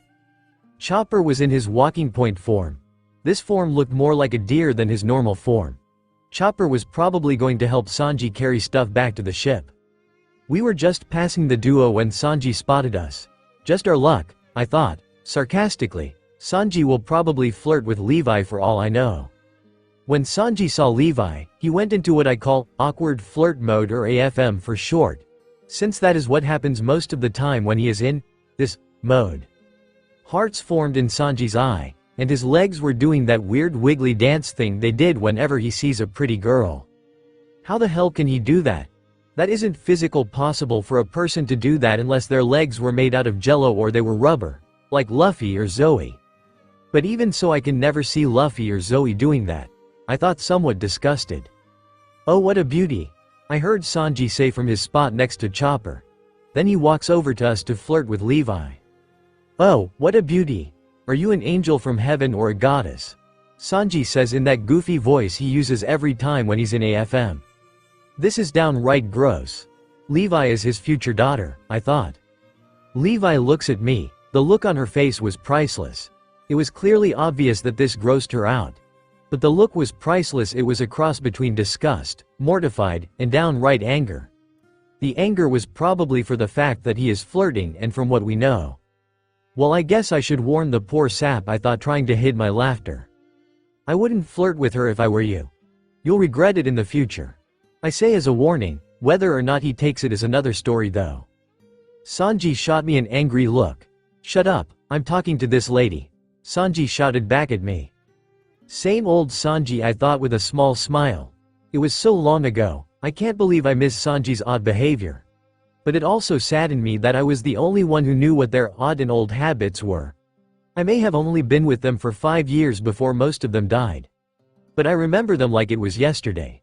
And each and every one of them was family to me. I was snapped out of my memories when I heard Levi start to speak. "Look, stop flirting with me, Tori is right. You will regret it later," Levi says, trying to get him to stop flirting with her. Her restraint was weakening, she was going to hurt him soon. Levi turns her attention to me. "Well, we better go, Tori, we still have supplies to buy, and we don't want to keep Captain waiting," Levi says to me, completely forgetting that Sanji was standing next to her. We walk away from Sanji. I could hear Chopper tell Sanji that he's hopeless. Levi and I looked at each other and laughed. That was hilarious, but so true. Well, time to start treading water. "I can't wait to tell Zoe about Sanji flirting with you, Levi," I say in between laughs. "You tell her anything and I swear I'll throw you into the ocean and the ship will be doctorless," Levi told me with a glare. She's not joking either, I thought with a sweat drop. Knew it, I was treading water with that comment. We managed to reach the store that sold navigation supplies.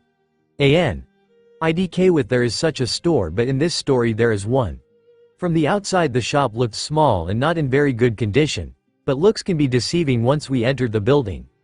Inside the shop was well stocked with a variety of navigation equipment. It seemed that anything a navigator need was in here. There were things from log posts to sea charts to blank paper for mapping.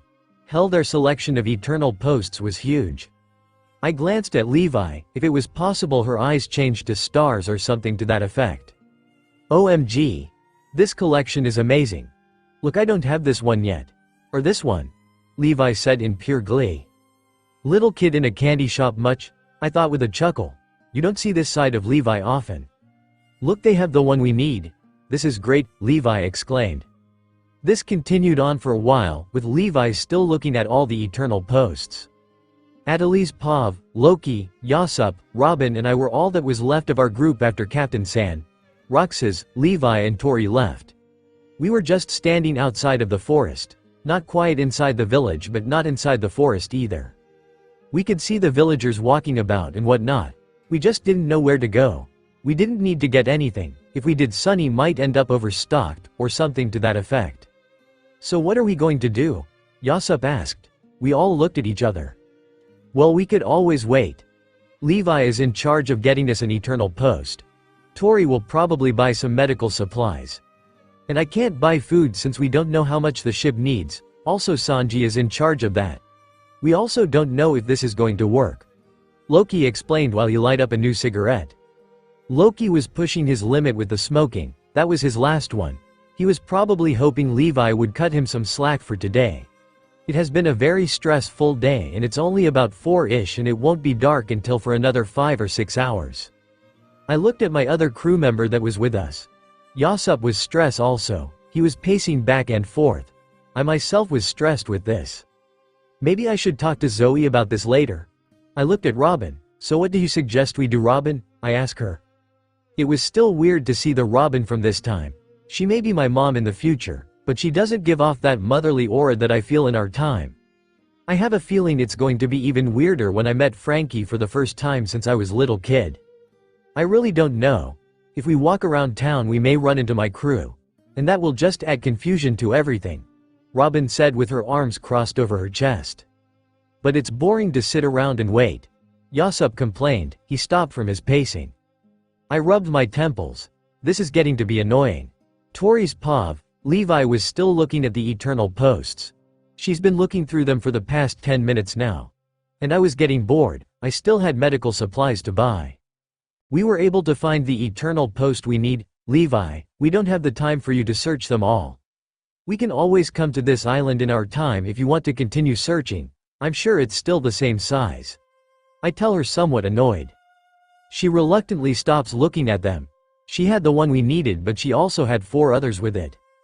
Fine, and you're right, we don't have the time. But I wish I could continue looking a little while longer. Levi says with a pout. I just shake my head. We walk to the cashier, or maybe the owner of the store. Is this everything for you? He asks, while he rings up the price. Yes, that will be 5,000 belly, he says. Levi pulled out the money and paid the man. It was actually really cheap for 5 eternal posts. We start looking for a pharmacy. There should be more than the average amount of first aid supplies there. I'm not too worried about medical herbs, but if they are selling some, then I might pick up some. You never know what some shops would sell. We were able to find a pharmacy. We were in and out in about 30 minutes. I knew what I was looking for anyway. Plus, looking at medical books wouldn't benefit me in any way. That was fast, Tori. Levi stated. I knew what I was looking for. Besides, we only have about an hour or so left before Luffy and his crew set sail, I stated back. Well, we better get back to the others. I hope Zoe and Roxas didn't get lost or something. Levi says, somewhat concerned. This made me chuckle a bit. Zoe and Roxas have a better sense of direction than Luffy and Zoro, so I wouldn't worry about that, Levi. Trust me, I say to her. We walk back to the place we last saw Atali, Robin, Loki and Yasup. Within 5 minutes we reached them. Hey, we're back, I call out to them. We can see that Ya Coyote, Yasup commented. So how was your shopping, sis? Loki asked. He didn't have a cigarette in his mouth for once. But I suspect while we were gone he smoked his last one. Let's just hope Levi doesn't suspect the same thing. Loki is probably going to be needing another one when we confront Luffy and the rest of his crew. I turn my attention back to the group. We were able to find the eternal post that we needed. I also found 4 other posts that I needed for my collection. Levi said with a big smile on her face. Anyone could tell that she was happy about that. Atali turned her attention to me. So, Tori, I see that you picked up some medical supplies, Atali stated to me. Yeah, but it's nowhere near what my other kid has. I still can't believe I left my bag on the ship, I said with a pout. Seriously, what was I thinking when I left it on the ship? Ha ha ha, it's not your fault, Tori. We stopped at Waters 7 and we weren't expecting this, so stop beating yourself up, came a voice from behind us. We all turned to the voice, and saw Zoe and Roxas a little ways from us. Probably just in hearing distance, I say. Yeah, I know, but still Chopper taught me better than that, I replied. Well, I'm more worried about our ship than your supplies, Tori, Yasup said out of the blue. It better be. That's my ship, Atali exclaimed with a mild anger laced in her voice. All but Robin busted out laughing. Robin just gave Atali a small look of shock. Yeah, who would have thought that Atali, an almost spitting image of Robin, had it in her for that kind of voice. Wow, it's been a while since Atali had one of her outbursts, I say between laughs. Yeah, but it's funny as hell when she does, Roxas said after he calmed down. He wasn't making fun of Atali or anything to that effect. I shot a glance at Atali. She was somewhat embarrassed. Shut it, Roxas, Tori, she said with a raised voice. This made us laugh a little bit more. Well, this is amusing, Robin commented with a smile on her face. We all looked at her. We kinda forgot that she was here. She was so quiet and all. But that smile on her face never seemed to leave her features after she found out that we're from the future, it seemed like. Zoe's Pav. We were laughing at Atali's outburst. Robin said something that made me laugh even harder. Well, shall we head out? We don't know how long this is going to take, I asked after I calmed down enough to talk again. My crew plus Robin nodded their heads, and with that we set out. Robin was leading the way to the Thousand Sunny. We decided to take the less direct route to the docks. We didn't want to look too suspicious. I'm actually afraid of what is about to happen. It was not normal for me to be afraid, but I was. One wrong word or one wrong action could change everything. Everything could go downhill. And what if Luffy says no? It really doesn't matter what the rest of the crew says but what Luffy says. He is the captain and it's his ship, and a crew is supposed to follow the captain. The walk to Sunny was unbearable, but when we finally got to the harbor, we could see the Thousand Sunny. We could see Zoro, Frankie, Usopp and Sanji loading the ship up with supplies. Chopper and Nami were nowhere to be seen. I also didn't see Luffy anywhere either. If Luffy's not here, then what do we do then? I could feel the eyes of my crew on my back. The plan was for Robin and myself. Mostly myself to talk to Luffy first. I had told my crew on the way here that I had already introduced myself. Somewhat. Luffy just knows my first name and nothing more, well that and I'm a devil fruit user. I turned to my crew. You guys need to stay here. I'll wave at you guys when it's time. I tell my crew. I hand my hat to Roxas. He takes it without a single word. Sure, but the weight is going to kill us, you know, Zoe. Loki said while looking at his cigarette box. I'm sure he was debating whether or not to pull another one out or not. I know, but you gotta manage somehow. I say to them for reassurance. Zoe, we should see if Luffy's on board, Robin says to me. I turn to her and nod my head. Are you ready, Zoe? Robin asked. Her voice was laced with some concern. I shook my head no, but I don't really have much of a choice in the matter. Ready or not, I have to do this. I stated with no emotion in my voice. This was also my resolve to myself that I had to do this. Robin looks at me, then she gives me a small smile. Alright, let's go. We walk up to the Sunny Go. Usopp sees Robin and me walking up to the ship. Oi! Robin, who is your friend? He shouts at us. This causes the rest of the crew to come and see who was with Robin. I could feel the butterflies flapping in my stomach, and the nausea was starting to set in. But I took a calming breath and forced all the feelings down. I'm not about to mess this up, too much is at stake, the East Blue, thousands of lives, and most of all my parents and ours. I was snapped out of my thoughts when I heard Nami started to speak. Holy shit, she looks like a female version of Luffy, Nami shouted. Oi, little sis is right. She does look like Mugiwara, Frankie said as he pulled his sunglasses up. I was able to see his eyes, they were charcoal black. Yep, it's official, the only things that Adelie inherited from Frankie was hair, building skills and random outbursts. I saw Zoro walk up behind everyone else. He saw me and gave me a small smirk. Well, what do you know, Luffy was right when he said we were going to see you again, Zoro said. You know her, Zoro? Chopper asked the swordsman. Yeah, but it's a long story, was his reply. Then he turns his gaze on me. So what is it that you need, Zoe? Actually, I need to talk to Luffy. Is he here? It's important. I say in mild, serious voice. I needed to get the importance out with the sound of my voice. Luffy? What do you need to talk to him for, cutie? Sanji asked in his mild flirt voice. Okay, gross, he's not going to flirt with me, is he? Cook-san, Zoe can't tell us yet. Her business is with Luffy. It's a captain-to-captain meeting, you understand, Robin spoke up. She was backing me up like she said she would. Wait, you're a captain? Shouted the whole crew minus Robin, myself and Luffy since he wasn't here. Yes, and I need to talk to Luffy like now.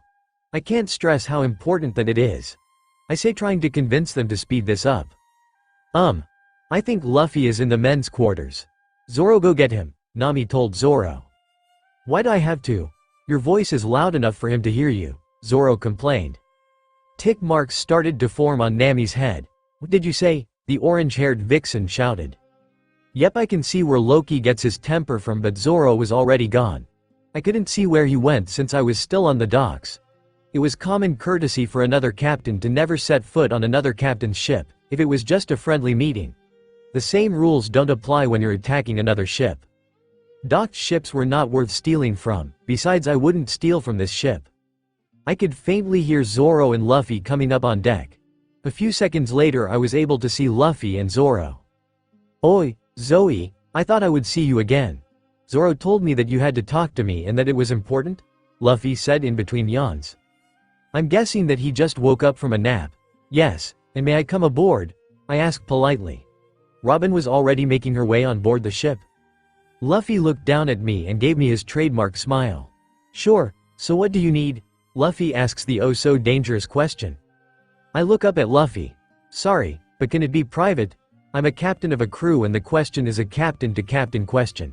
You understand, right? I stated. The others will find out soon enough, so I'm not to worry about that at the moment. I understand, follow me, Luffy says, then turns to his crew. Wait here guys, this won't take long. All joking and playing was out of his voice, but it wasn't his serious tone of voice. Maybe this was the voice he used when he's in true captain mode? Yeah, sure, was their reply. I walked on board the ship and took a quick look around. Not only was my crew's eyes on me, but also Luffy's crew were on me. I saw Luffy walked over to the door that leads to the aquarium room. This was an interesting room since the first thing you see when you walk in is this big-ass fish tank that was in a half circle. On the top of the fish tank was decorated with greenish curtains. Inside the fish tank, there were very little fish in the tank at the moment. In front of the tank was a red couch. It wrapped around in the half circle like the tank. The floor was black and white checkered tile. A mast was in the center of the room. It was hollowed out and was connected to the kitchen. It served as a pulley for sending snacks down. This allowed the cook to continue his working in the kitchen without having to leave the kitchen. I knew this, since Sunny will be my future ship. Frankie sure knew how to build one hell of a ship. Around the mast-like pulley system was a counter. It wrapped around the whole mast. Off on the side and in front for the aquarium were stairs, that leads to the other parts of the ship. Luffy walks over and sits down on the couch. He was sitting in a relaxed way. I stayed standing in the middle of the room. It was probably better for Luffy to be sitting. So what is it that you need to talk to me about? Luffy said with a serious voice. So his instincts were kicking, and he could sense how serious this is. Yes, my crew and I need your help. I say blankly. I stared at Luffy in the eyes. We stared at each other for a minute or so. The air around us was getting thick. You need my help? For what? Luffy asked, somewhat confused.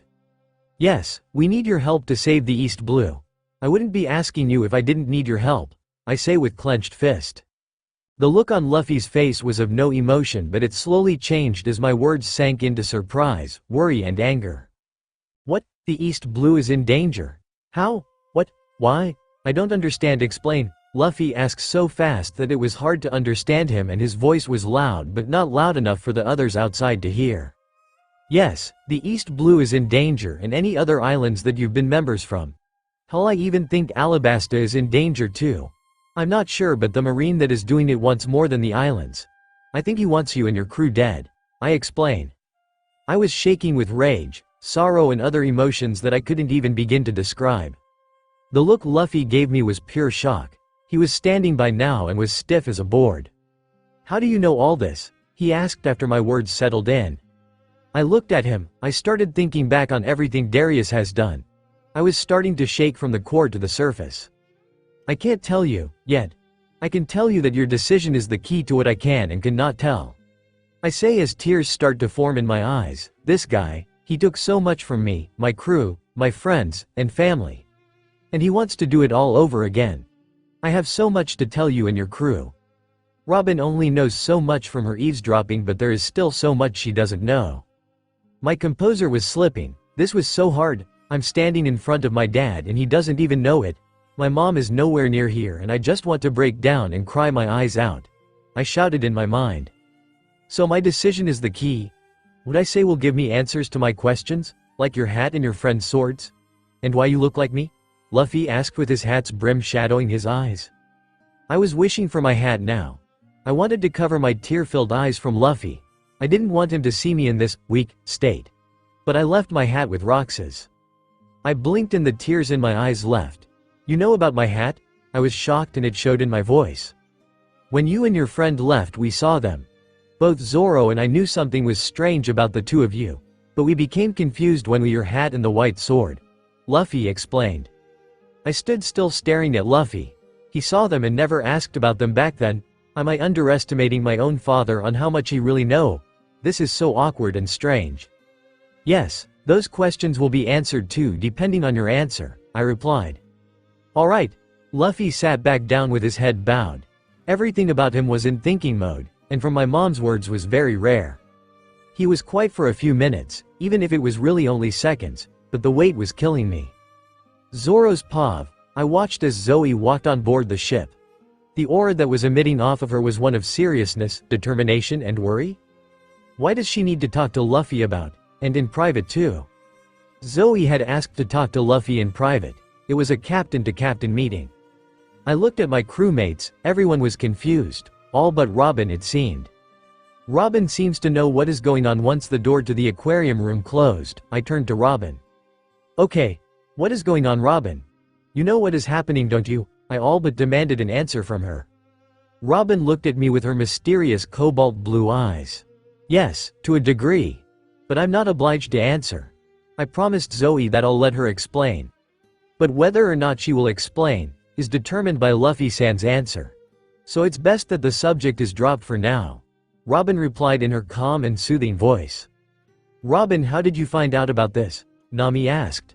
Good question. See which the look Robin gave Nami was a sly one, which wasn't anything good for us.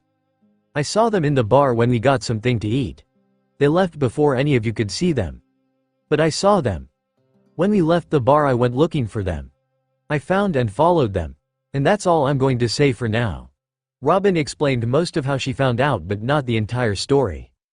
I could faintly hear Luffy through the door.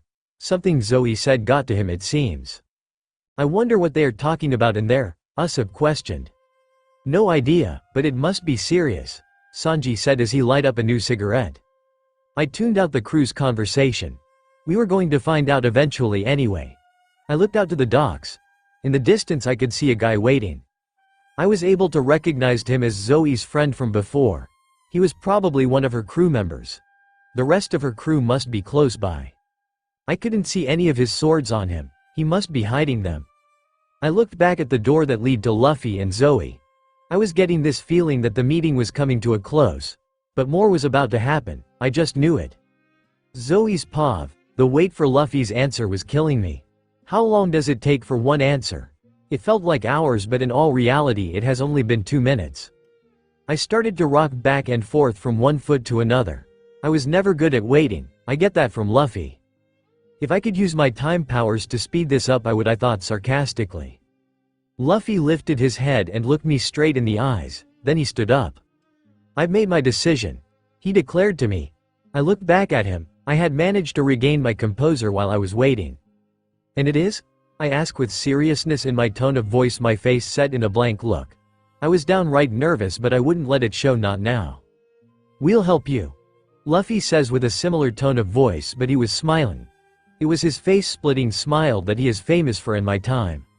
I look at him, my face still blank. He said yes? He said yes. He said yes. Awesome. Oh, but my crew is a problem. We don't have a ship, I say with a slightly smaller smile than his. The look he gave me was sort of priceless.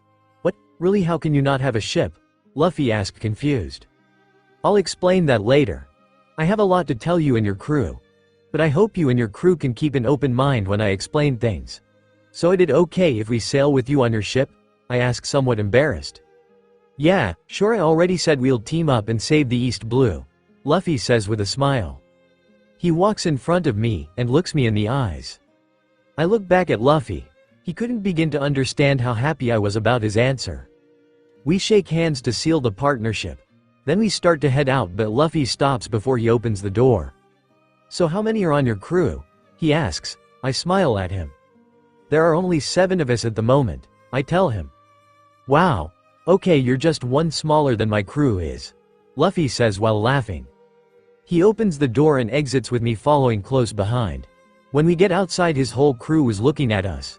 Their eyes were all but begging for us to enlighten them. Zoe's crew is going to be joining us for a bit, was Luffy's short, sweet and to the point answer for his crew. There was silence among the members. I saw Robin giving me a small smile. What? Nami shouted at Luffy. Joining us? Why? What is going on? Usopp asks. Luffy looks at his crew. Zoe asked for our help to save the East Blue and some other islands that are here in the Grand Line. Luffy answers with a straight face. Then he turns to me. Zoe, go get your crew. We'll work everything out somehow when your crew gets here and set sail. Afterwards you'll tell us everything that is going on, right? Luffy commands, asks me. Yeah, and my crew and myself will follow the rules of the ship. We're your guests, so my title doesn't exist until this is all over, Captain Luffy. I say with a small smirk. I shot Robin a quick smile, then walk off the ship. I step onto the docks and wave my hand at my crew. Roxas sees this and turns to the rest of the crew. He tells them it's time, I think. I see Roxas put his swords back into his belt and he takes my hat back from Levi. He leads them to where I am. Wow, that's your crew, they look strong, Luffy says from besides me. I jump a bit.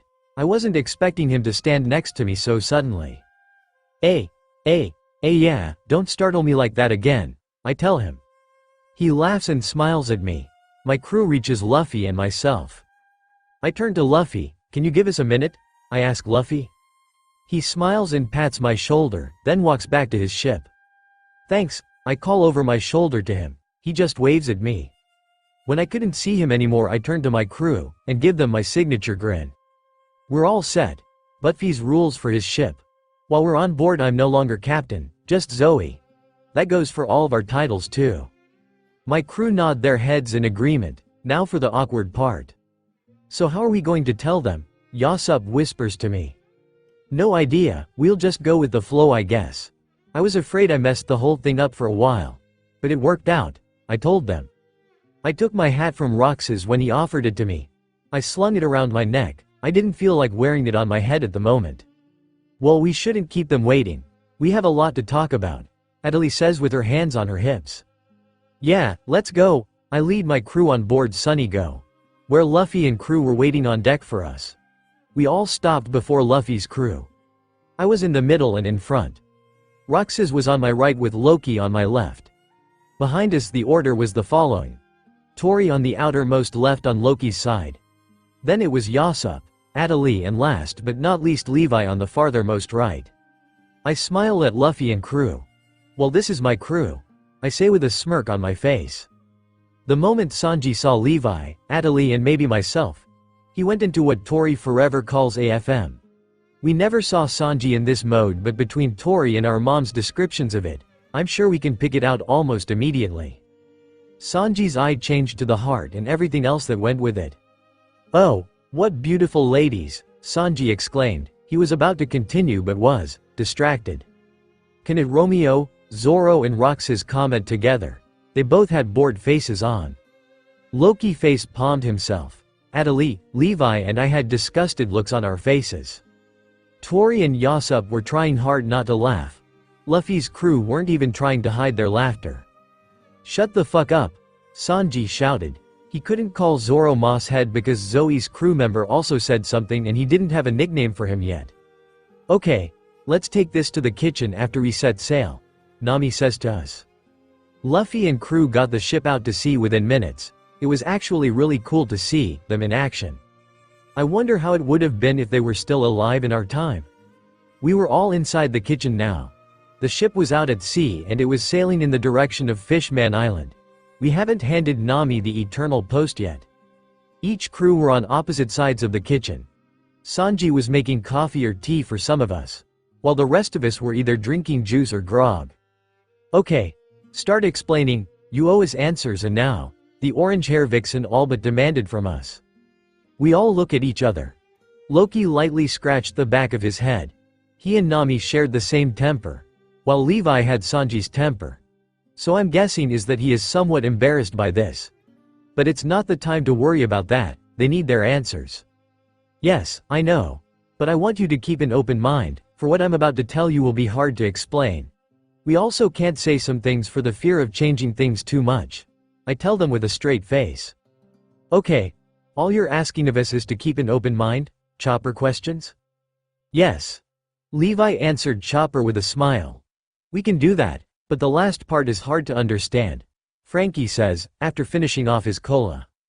Not everything has logic behind it. That is what Zoe is trying to saw. Robin steps in and explains to those who don't understand. Okay, just get on with it already. We're wasting time, Sanji says as he takes a drag of his cigarette. There was silence for a few moments. I took a deep breath before I spoke again. I point at most of my crew and myself, are your future children. Zoe's Pav, I point at most of my crew and myself, are your future children. What? They all shouted but Robin. The look of shock on their faces. I'm Monkey D. Zoe, future captain of the Straw Hat Pirates. And Luffy is my father. I say calmly to them. There was silence. Shishi. Luffy's laughter broke the silence. This is so cool, Luffy says while laughing. I take his reaction as a cue to continue with the introductions. So I nod my head to my crew. Roronoa Roxas. Roxas says next. The future son of Zoro. He finished up saying. The look Zoro gave us was of pure shock. He never swayed from his standing position, it was like he was made out of stone. That explains a lot. And it sorta explains why you have Watto. He says after he recovered from the shock. There was a pause. Yeah, Roxas replied solemnly. Everyone in the room caught the pause and the sound in Roxas' voice, but no one said anything. An awkward silence filled the air. It was getting thicker the longer the silence lingered. I'm Loki, future son of Nami and Sanji. Loki says as he lights up a cigarette. He managed to break the awkward silence that was thickening. Nami and Sanji both had looks of shock and surprise on their faces. I'm sure that Nami's shock was from finding out that she'll be having Sanji's child sometime in the future. And the surprise was finding out that Loki was her future son. For Sanji, I'm sure it's the other way around for him. Neither of them said anything, they couldn't find their voices. Well, since Loki went, then I shall go as well. I'm Levi, Loki's twin sister. So I don't need to explain who my parents are, Levi says. What happened next was priceless. The look on Sanji's face when he heard Levi tell them that she is his future daughter. Then something unexpected happened. The cigarette in his mouth falls out of his mouth and he starts to sway, then he falls backwards. A loud bam was heard as he hits the floor. We all look at Sanji in concern. Is he okay? Loki and Levi ask together. Chopper walks over and checks on him. He is okay, but the shock might have been too much, and with the events from earlier just added to the shock, Chopper says to everyone. What happened earlier? Luffy and I asked at the same time. The look on Levi's face was almost fatal. Don't ask, Levi says warningly.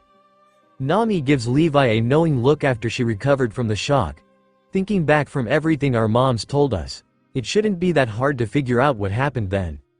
Let me guess, Sanji flirted with you, Nami states. Levi hesitated for a minute. Yeah, it was gross, but he didn't know at the time.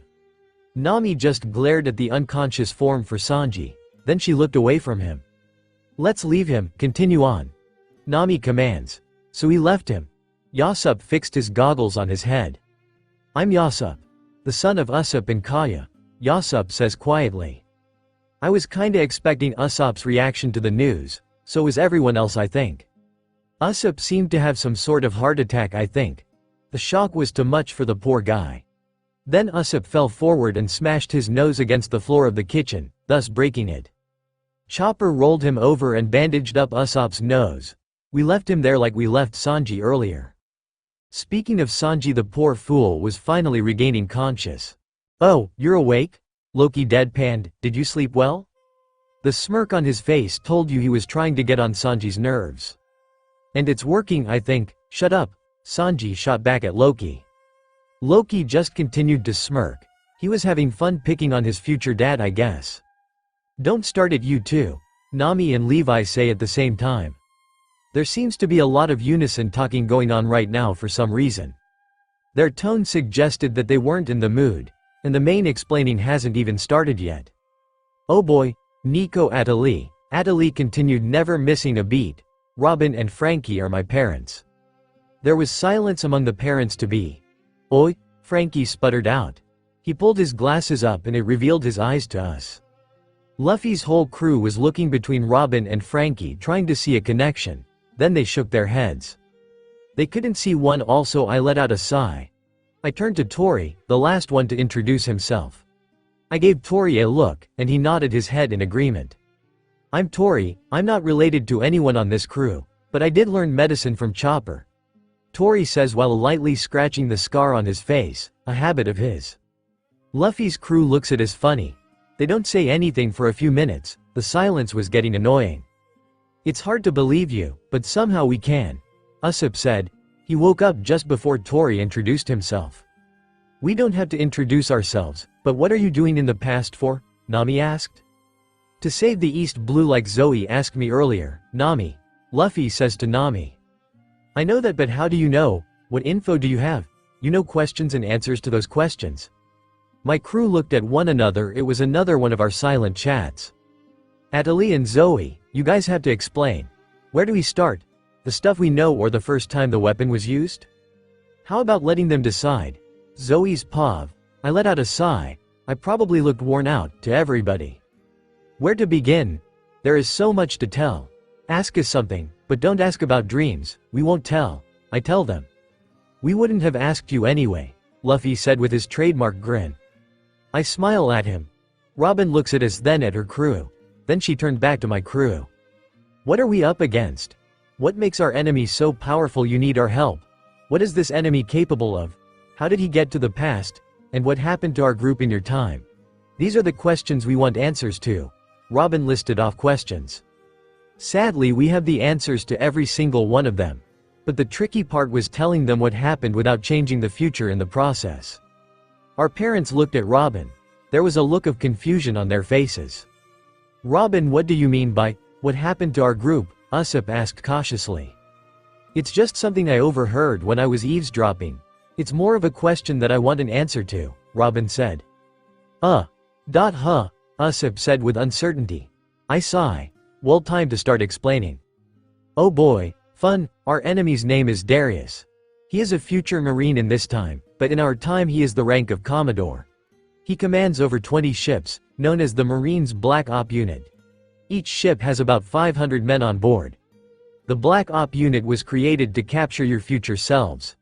But they also chase us, since we're your future children and we all have bounties. I paused to let this information to sink in. Atali took over after I stopped talking. The Black Ops ships can be distinguished from the other Marine ships. The ships all have black sails with the same blue Marine seagull logo on them. But they are faster, and more agile than the other Marine ships, Atali said. What? Usopp shouted. I flinched from the volume of Usopp's voice. Can you be any louder? I ask rhetorically. Darius and the Black Ops know what you're capable of in our time. I think that is one of the reasons we need to team up. But don't quote me on that.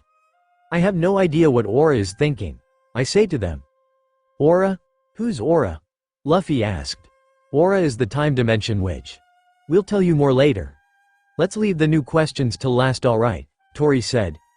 We need to get through the first set of questions before we can go into the new one. And we may have answers to some of the new questions if you wait till we're finished. Good old Tori, always the voice of reason. Okay, Luffy said. I sighed exhausted.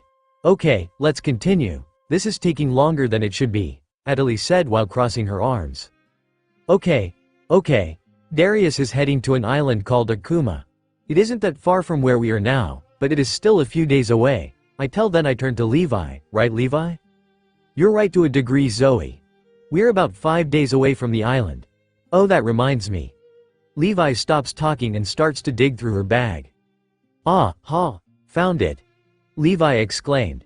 Then she pulled out a purple box. She hands it to Nami. Nami takes it and looks at it. What is this for? Nami asked. Put your log pose in the box. It is designed to keep the log pose from resetting. I have 2 of them so you can that one. Levi explained to Nami. Okay, let's get back to what we were talking about earlier before Levi interrupted. I say annoyed. Sorry, both navigators say at the same time. Okay, where was I? Oh, yeah, on the island of Akuma the ancient weapon known as Zeus can be found. This is the most dangerous of all the ancient weapons. Darius fired this weapon 12 years ago, and when you faced off against Darius we didn't know what Zeus was capable of. Now we do, and we don't want him to activate the damn thing.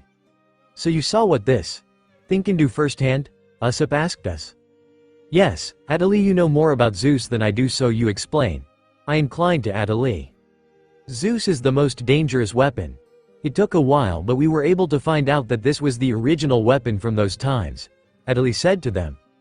I felt a light tap on my arm. I shot a glance to my right. Roxas was the one who tapped my arm. Roxas moved his eyes to the door and then back at me. I shot a quick glance at the door and back at him. It was a silent chat. He was telling me that he was going to be leaving the room for a bit. We must have guessed outside.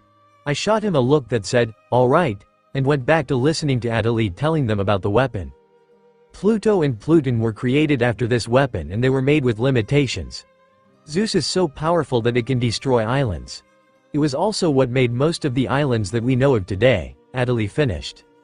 "Wait, what? You're just making more questions for us," Nami stated.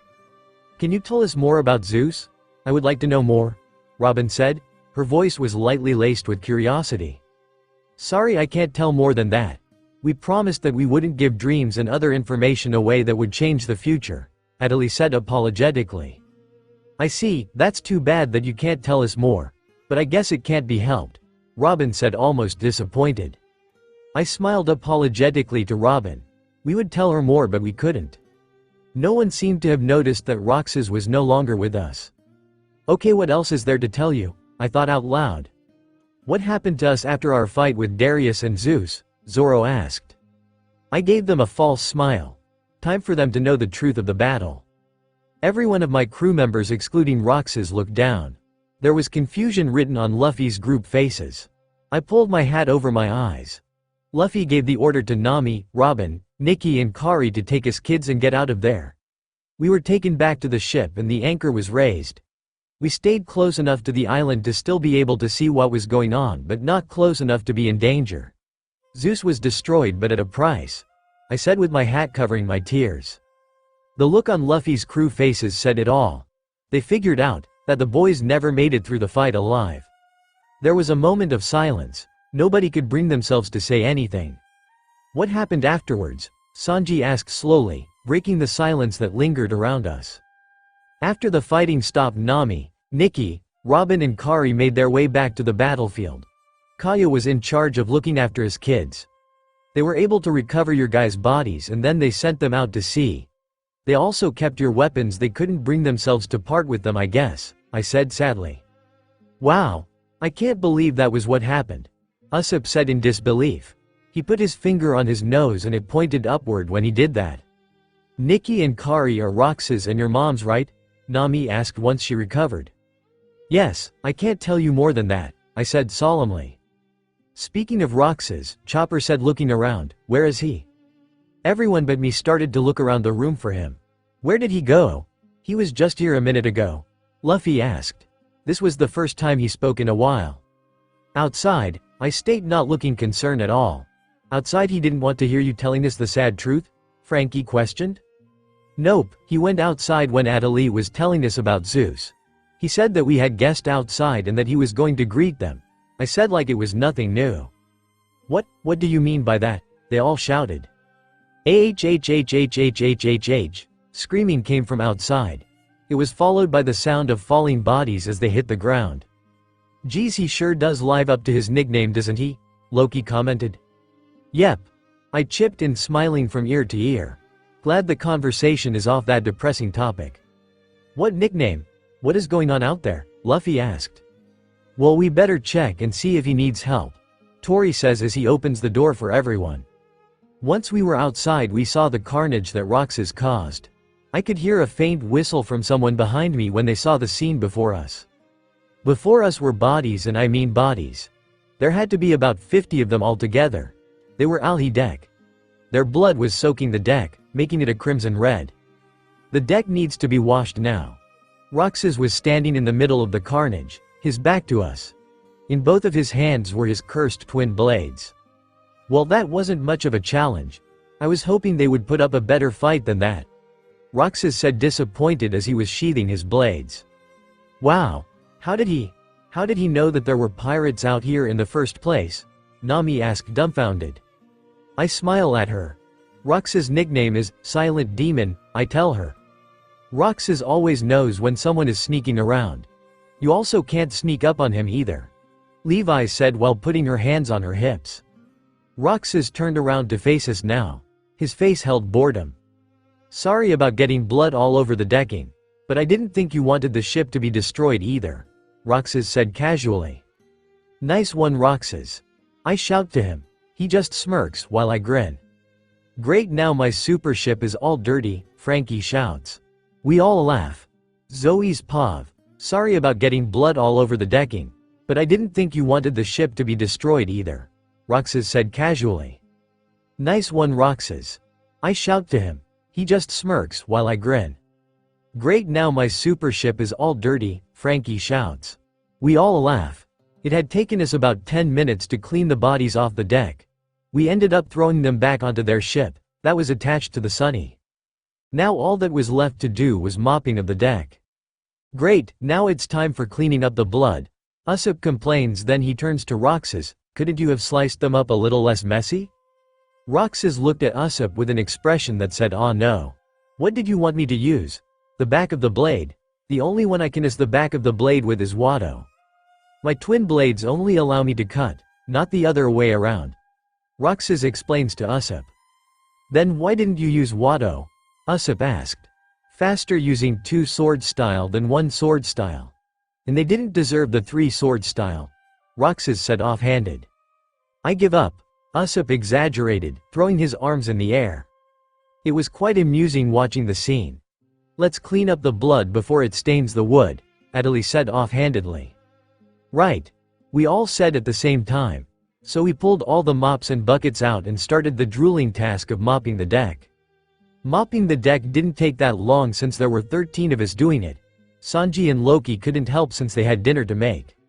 I remember hearing Loki asking if he could help in the kitchen. And Sanji asked if he was the cook for our group and some else. I couldn't catch it, but I'm sure it was something about cooking. I took a quick look into the kitchen and smiled a little. It looked like Sanji and Loki were getting along just fine. The two of them seemed to be in sync with one another as they moved about the kitchen. It kinda reminded me of a show. Phew, I'm glad that unnecessary task is complete now, Usopp said, emphasizing the word unnecessary in the process. Will you get over that already? It's in the past, Roxas said, annoyed. I turned to look at them and shook my head as I made my way down the stairs to the grass deck. Knock it off, Usopp. Roxas did us all a favor by taking out those guys before they did anything to the ship. But I'm guessing that they thought they could sneak up on you guys and try and kill you. That way they can boost their representative, Levi said with hands on her hips. It makes sense. We all have bounties on our heads. There would be a lot of pirates that would like to kill us, Nami said shortly after. We were about to continue our conversation, but we were interrupted when the kitchen door opened up and Loki walked out. Food is ready, Loki said casually, as he pulled a cigarette out of his box. My face split into the face-splitting smile, along with Luffy. Food, we both shouted at the same time. I was closest to the stairs and I made it to the kitchen before Luffy did, but he was right behind me. Oh my god. They're twins, Usopp shouted from outside. I could hear groaning from outside also. Don't tell me Zoe is a bottomless pit too, Nami complained. We're going to be out of food before we get there, Zoro mumbled while he was walked through the door. My crew was laughing as they walked in. Sorry, we should have warned you, Roxas said with a slight smirk on his face. I'm not that bad, am I? Luffy and I were already seated at the table, but we didn't touch the food. We were waiting for the others to arrive. Luffy sat at the head of the table and I took the other end of the table across from him, and everyone else took their seats on the sides of the table. On my left was Adeli, Tori, Yasopp, Chopper, Frankie, Empty Seed and Zoro. Zoro ended up sitting on Luffy's right side. Go figure, first mate is the captain's right-hand man. On my right the order went like this: Roxas, Levi, Nami, Robin and Usopp. There were 3 empty seats at the table. 2 were for Loki and Sanji when they decided it was time for them to sit down and eat with us. The food in front of us looked delicious. Loki's cooking was always good, but I was also looking forward to be trying Sanji's cooking. Sit down, Loki. I can take care of the serving, Sanji said to Loki. I had to tear my eyes away from the tempting food that was in front of me. But I eyed Luffy carefully. He was looking at Sanji. I couldn't read his expression. I can help too, jerk, Loki responded quickly. Why should you do all the work? Besides, I helped cook the food. What did you call me? When you helped enough, and 2 you got sent to this time period. You and the rest of your group must be tired, so take it easy, Sanji shot back at Loki. The cigarette looked like it was going to break. Loki looked just as mad as Sanji did, if not more so. Loki hated it when he was told not to help with anything cooking related. Better intervene before a fight breaks out. Loki, stop. Just sit down. Sanji is right. Time traveling is tiring. Especially when it's unexpected. I tell Loki. Loki shot me a look that said, do I really have to? I have enough energy to help serve everyone. I nodded my head. He sighed in defeat and took a seat next to Zoro. Okay, enough talking, let's eat before the food disappears, Zoro said as he eyed Luffy. Let's eat, Luffy shouted, as he simultaneously grabbed and stuffed his face full of food. Okay. I defiantly have better table manners than my dad. The meal was beyond delicious. We knew Sanji and Loki were good, but their cooking skills combined was a whole other story. I was eating at a slightly faster pace than everyone else and nowhere as fast as Luffy stuffing his face. I kept looking down as I ate. Something told me that I should watch my food. At least Zoe has table manners, Nami mumbled. This made me look up from my food. Just as I did, I saw Luffy's hand stretch all the way across the table to my plate. Oh, no you don't, not my food. Time stop, I say as I point my finger at Luffy's stretched arm. Everyone looked at me, then back at Luffy. Luffy's arm was stopped in midair. It was still stretched across the table. Huh? Why won't my arm come back? Luffy asked, confused. My crew started to laugh at Luffy's and other expressions. Devil fruit? Sanji questioned from his spot in the kitchen. Your arm is trapped in time, Luffy. Zoe's devil fruit that she ate is called the time devil fruit. It allows her to control time to a degree, Adelie explained to them. Don't steal my food, you still have food on your plate. I glare at Luffy. Luffy shook his head in agreement. I smirk. Good, time rewind. I point at Luffy's arm and watch as it went in reverse back to being at Luffy's side. Then I put a piece of meat into my mouth. Oy, that's a interesting power, Zoe. Can't you go to the past a little bit more and stop Darius that when he got here? Frankie asked. Can't, I don't have that kind of power. The most I can do is stop, pause, fast forward and rewind time. I don't have the power to travel through time. That would require me to mess with not only time but space, and I don't have that kind of control. I say after I finish eating my meat. I put more food into my mouth and continued on eating. You never lost a fight, huh, Zoe? You can't with those powers, Usopp asked. I don't fight with my time powers. It's boring. Besides, it's not an honorable way to fight. I say as I stand up from the table. Sanji, Loki, thanks for the food, it was delicious. I say as I walk over to the sink and rinse off my plate and put it in the sink. You're done already, Zoe? Luffy asked around a mouthful of food. Yep, I'm full. I say as I walk out the door. Rock says Pav. I watched as Zoe left the room. Something was off with her now that everything was set into motion. She wasn't her hyperactive self, and that usually meant she was worried about something. Wow, she didn't eat a lot. Here I thought she had the same appetite as Luffy. Usopp said as he got himself more food. We've been told that Zoe's appetite fees, but we never really considered it. But Zoe really didn't eat as much as she would have any other time. Usopp said as he looked at the door. Then he shot me a look that said, is she okay? I shot Usopp a look. I don't know, I can't read her mind. Is she okay? Robin asked. Don't know, she might be feeling the effects of time traveling now. She's more sensitive to stuff affecting time than we are. Oh, that reminds me. What are we going to be doing about sleeping arrangements? Levi asked, looking at Nami. We'll figure something out. Permanent sleeping arrangements won't be made until tomorrow morning. But let's get night watch set up. Zoro, you got the first watch, then let's see. Who will be taking the second shit? Nami said, eyeing the boys. I watched as she looked at her crewmates. She didn't even give any of my crewmates a glance. She's not even going to consider us in night watch. I set my empty mug of grog down on the table. Then I look at Nami. I'll take second watch. I pipe up. Nami looks at me with a look of shock. No, that's okay. You don't need to take the second shift. I'm sure Sanji, Frankie or even Usopp can take the second shift. You don't have to worry about it. Nami said to me. I studied her face. She wasn't going to get any of us do any work around here. No, we have to pull our share of work around here as well. This is a pirate ship, not a luxury cruise. Besides, it's only fair we do our share of the work instead of you guys doing it all. Plus, Zoe told us before we boarded your ship that we had to help out. So I'll take the second shift. I tell Nami as I got up from the table and gather up my dishes. I walk over and put them in the sink. Thanks for the meal, Sanji, Loki. Then I walk out of the room, shutting the door on my way out. I look out at the ocean. I would have to say it was about twilight time. The sun hasn't fully set yet, but it was almost there. I then looked around the ship, looking for Zoe. Sigh, where the hell is she? She's worried about something, but what? I scanned Sunny's deck. I didn't see any signs of Zoe on the grass deck or the upper deck. Then I looked up at the crow's nest. She's not up there. I didn't sense anyone up there. Then I turned my gaze back to the front of the ship. I looked at the top of the Sunny's figurehead. She's probably there. I walk up to the figurehead and look over the edge and in between the mane of Sunny's head.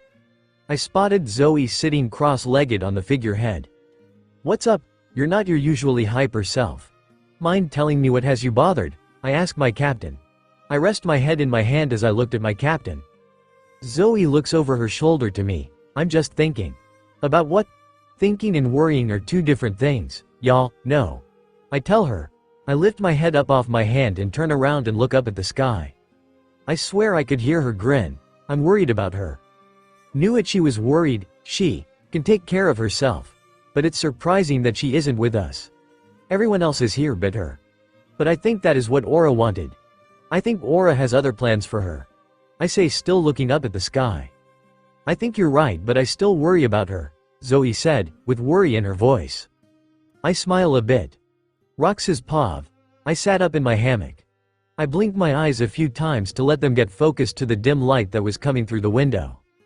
Yawn, I look around the room. When my eyes landed on the Luffy and his crew, I almost fell out of my hammock. Oh, duh. We're in the past. I recalled yesterday's events. This is going to take some time to get used to. I roll out of the hammock and land on the floor without a sound. I didn't hear anyone stir in their sleep, so I knew nobody woke up. Gotta love mom's training I received when I was a kid, it pays off. I put on my shoes and made my way out of the men's quarters. I walk out onto the deck. The cool night air felt good on my face. Being in a room with 8 to 10 other guys got pretty warm at night. I stretch my muscles and snuffle another yawn. I look up at the enclosed crow's nest. I could sense that Zoro was up there. I start to make my way up to the crow's nest. I open the door to the crow's nest quietly. 2000. 2001. 2002. 2003. I heard Zoro count. I glanced where he was. He was swinging some big-ass weights around like it was nothing. I don't think he knows I'm here. Zoro, I'll take over now. I say, as I pull myself all the way into the crow's nest. Zoro stops his training and looks at me. HN. Zoro replied. He set down his weights and took a towel off of the towel rack. I walk over to the couch that circled the crow's nest to take a seat. I felt Zoro's eyes on me the whole time. Something you want to ask? I ask him. I didn't bother to look at him. Your twin blades. They're cursed. Zoro stated. I glanced at him. Where is he going with this? Yeah, you can tell from there. I say, turning to face him. Yeah, they don't give off a thirst for blood, though it's a different type of curse. Zoro said, walking over to me. Can I see one of them? He asks me seriously. I look at him. This is getting awkward. Sure, just don't swing it around. You'll probably get your arm cut off or something to that effect. Neither of them like to be used unless they're together. I warn him. I pull one of them off of my belt and hand it to him. Thanks, Zoro says, as he slowly pulls the blade from its sheath. He inspects the blade slowly, moving it from one side to the other, but never swinging it around to test its balance. Interesting blade, it's pissed that it's drawn, but it won't hurt me for it. What's this one called? Zoro said after a while. I smirk. That one is called Naturno, and this one is called Giorno. I tell him as I pull the other one out of my belt and offer the sword to him. Zoro takes it and pulls it out of the sheath. I could feel both Naturno and Giorno relax, now that both of them were drawn. Zoro started to swing them around expertly. He was testing their balance and overall feel of them. These are some of the finest blades I've ever held. How did you get a hold of them? Zoro asked me, while putting them back in their sheaths. I earned their respect in a way. The curse on them is that they have to be used together and that only a true swordsman can use them. But how I got them was from my mom. They belonged to her before she handed them to me. I tell him taking back my swords and putting them back where they belonged, on my belt. I see. So another swordsman joins the crew? Zoro says. Close but not quite. No quite, she's the blacksmith for the crew. She fixes and makes weapons for a living now. I say with a small smile while opening a window to listen to the outside world. Afterwards I laid on my back on the couch looking up at the ceiling. Really, did she make them? Zoro asked. He sat cross-legged on the floor, with 2 dumbbells. I glance at him. No, she didn't. She said they've been a part of her family for generations, but for the past 5 generations no one has been able to use them. That was until she tired. She prefers katanas over other weapons, but she still knows how to make other weapons and she knows how to use them, I say. I didn't look at Zoro. I couldn't for some reason. Talking to him about my mom felt weird. He is my future dad, but it was still weird. So I looked around the room. Everything was pretty much the same as it is in my time. I stopped when my eyes landed on Zoro's sword.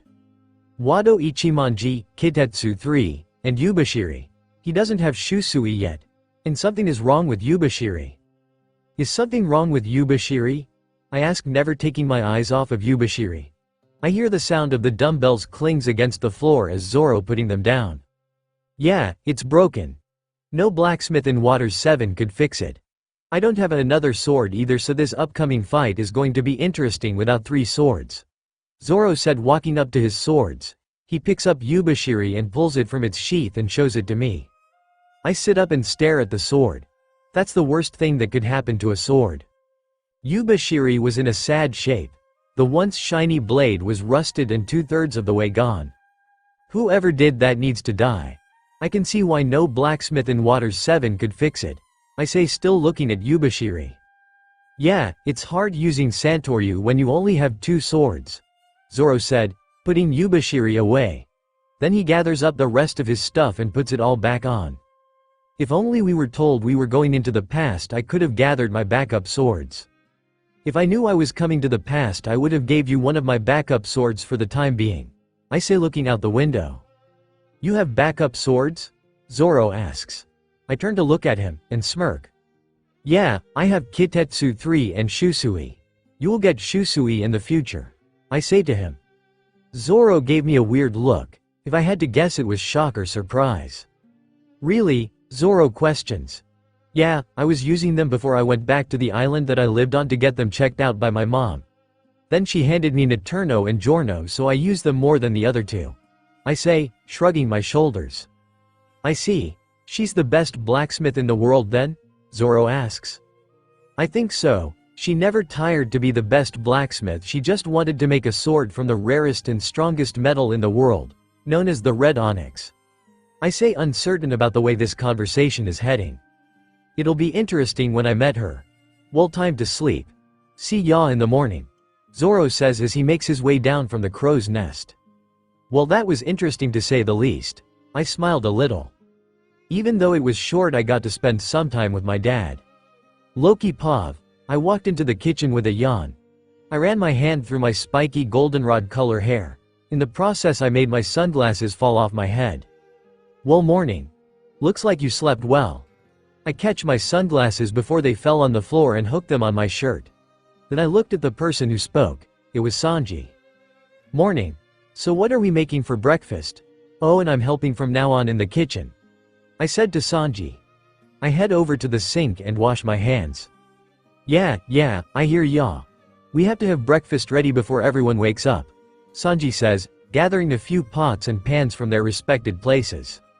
I walk over to him and undid the lock to the refrigerator and opened it up. I pulled out the necessary items and closed the refrigerator. What else are you going to need for breakfast? I ask Sanji as I put the stuff on the counter. I move around the kitchen with ease. There is stuff in the pantry that I need still. Does any of your crew have allergies to certain foods? Sanji asks as he turns the stove on. No one has any food allergies in my crew. Well, that I know of anyway.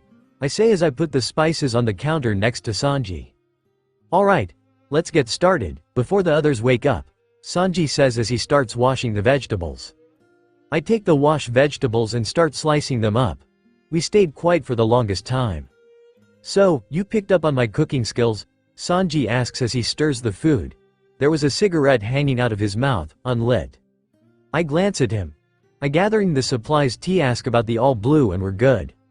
I think it's more of the love for cooking that I got from you. I had to go to the Barati and learn the fine art of cooking from Chef Zeph. He was also the one who taught me how to fight. But I guess that is all that I picked up from you. I say as I start the coffee. I see, so the old geezer is still alive in your time. That's nice to hear, I actually miss that old fart. Sanji says turning on the water to fill the sink. Yeah, that old fart is still alive. He still has a mean kick too. I swear I've had more concussions from him than from all the battles I've been in. I say with a slight chuckle. The coffee was almost done. Haha, that sounds just like Zeph. He means well though, I guess. Sanji says while washing the dishes.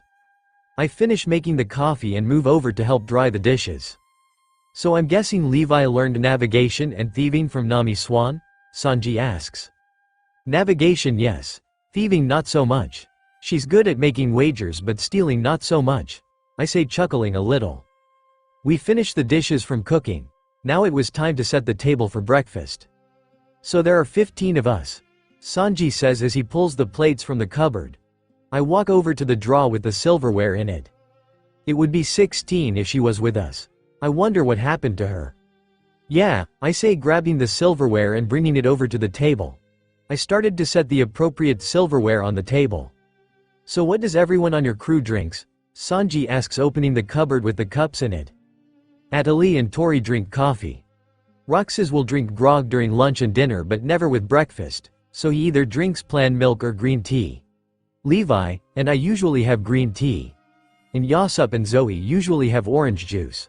I say walking over to Sanji taking the cups from him. I walk back over to the table and place them on the table. Well that should do it for breakfast. Everyone should be waking up soon. Does Mosshead's son know when breakfast is? Sanji asked me. The pincushion knows when breakfast is. He would hear the stomping of feet from all the way up in the crow's nest, with his sharp hearing. I say chuckling a little. Pincushion? Is that the best you could come up with? Sanji asked jokingly. Hey, Roxas doesn't have green hair or anything out of the ordinary to call him something else. But he does carry around all those blades. It makes him like a human pincushion. But yeah, I do need a better nickname for him. We get along most of the time but we still don't see eye to eye all the time. I say walking to the door. I need a smoke. Yeah you do. Need a better nickname. Hey, where are you going? Sanji calls to me. I look over my shoulder pulling my glasses over my eyes. To smoke. I say calmly walking out the door. I light my cigarette and take a long drag. I look out onto the vast ocean. I wonder what happened to Mel. I hear the doors open below me, followed by footsteps.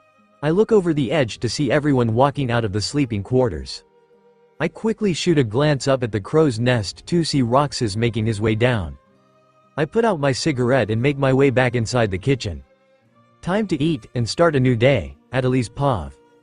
Breakfast was delicious, thanks to the combined efforts of Sanji and Loki.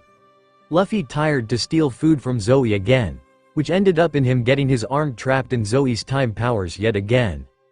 I was making my way to the library that was at the back of the ship. I wanted to see what type of books Robin had on board the ship at this time. If there were any that I didn't read yet I wanted to read them. I was also going to need to talk to Robin about Akuma and the little dilemma we will have once we get there. I walk into the library and look around. It didn't look any different than it did in my time. I walk over to the bookshelves and start looking through one shelf of the bookcase. Robin's collection is not as vast as it is in my time. I look through the other shelves. I find one book that I haven't seen yet in my time, so I pull it off the shelf. The book itself was old. The cover was worn and was starting to tear. It was a pretty thick book. I say it was about 600 to 700 pages thick. That's an interesting book. A smooth and calming voice said behind me. I turn around and look at Robin. I smile a little at her. It looks like an interesting book. This is one that I haven't read yet. The library that I have access to is so much bigger than this. I was surprised that I found one that I haven't read yet. I tell her looking back at the books. I hear her walk up behind and start looking at the books also. It's not that big, it's also nowhere the size at O'Hara's library. Robin says, pulling a book from the bookshelf. Ohara doesn't exist anymore, Robin. But I would have loved to see that library. I say, walking over to the couch that was in the room. I know, I saw its destruction 20 years ago. So I'm guessing that you're an archaeologist then? Robin asked, taking a seat on the couch and opening a book. Yes, I'm also a shipwright. I have a love for history but also a love for building. Though I self-taught myself building. I mainly looked at Frankie's blueprints and whatnot. I say, looking at the book. I see. Can you read the poneglyphs like I can? Robin asks, turning the page of her book. I smile a bit. Yes, I can. That also brings up a topic that I need to talk to you about. I say, turning to look at Robin. Robin stops reading and closes the book. She then looks up at me. Yes, what is it? Robin asks. I had her full attention now. On Akuma are 3 poneglyphs. Each of the poneglyphs tell us different things about Zeus. One will tell us where the weapon is located, how to activate it, and the other one will tell you something about the Rio poneglyph. Robin didn't ever bat an eyelash when I told her that little piece of information. I see. Well, there is nothing we can do until we get there. Robin says, getting up. Come on, it's a beautiful day, let's read outside instead of being cooped up inside all day. Robin said, walking to the door. Okay, I say, getting up and following her outside. Once we were outside up on the flower deck. There was a slight breeze in the air. Robin and I set up the outdoor table and umbrella. Sanji had brought us some drinks earlier. So you took the same route that we are taking right now, through the Grand Line? Robin asks, taking a sip of her drink. Yeah, we had to. We had to pick of Tori from the Sakura Kingdom, I tell. Sakura Kingdom? That's the island that Dr. San is from. It was formerly known as Drum Kingdom. Robin says, turning a page of her book. Yeah, Zoe decided that it would be cool to take the same route that you guys did the first time around, so we never changed our course. I say, looking out onto the ocean. I see. Well, I guess time repeats itself sometimes, doesn't it? Robin says. I smile a little. I turn back to my book and we read in peace. I guess it does, once in a while. Tori's Pav. I was making my way to the doctor's office, that belonged to Chopper. I was going to ask him if he had any medical supplies that he could spare. I had most of what I needed, but I was still lacking some items that I couldn't find at the medical store. I knock on the door. Yes? Chopper's small voice comes in from inside. Chopper, can I come in? I ask through the door. Yes, you can. Chopper calls to me. I open the door. The medical room was small, but it worked for Chopper and me. When you walk into the room, on the right was a table with different types of medical equipment, and on the right there was a small one-person bed. It was covered in light green sheets.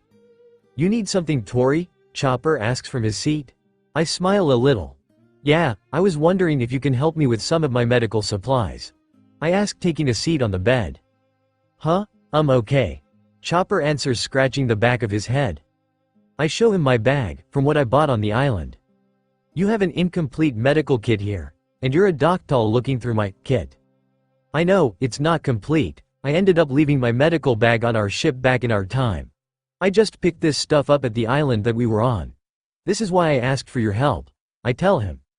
I was helping him sort through my medical supplies. Yeah, I can help you with getting the rest, Chopper says. So we started to gather what I was missing for my kit. So, I couldn't help but notice the X on your shirt. What the meaning for it? Chopper asks why we work. Huh, oh, I learned medicine from you, so that's the reason for the X. Is that a problem? I ask, helping him. Huh, oh, no, I was just curious. So what happened after? You know what? Chopper asks slowly. Nami and the girls dropped me off at Sakura Kingdom. They made sure that Doctorine took care of me.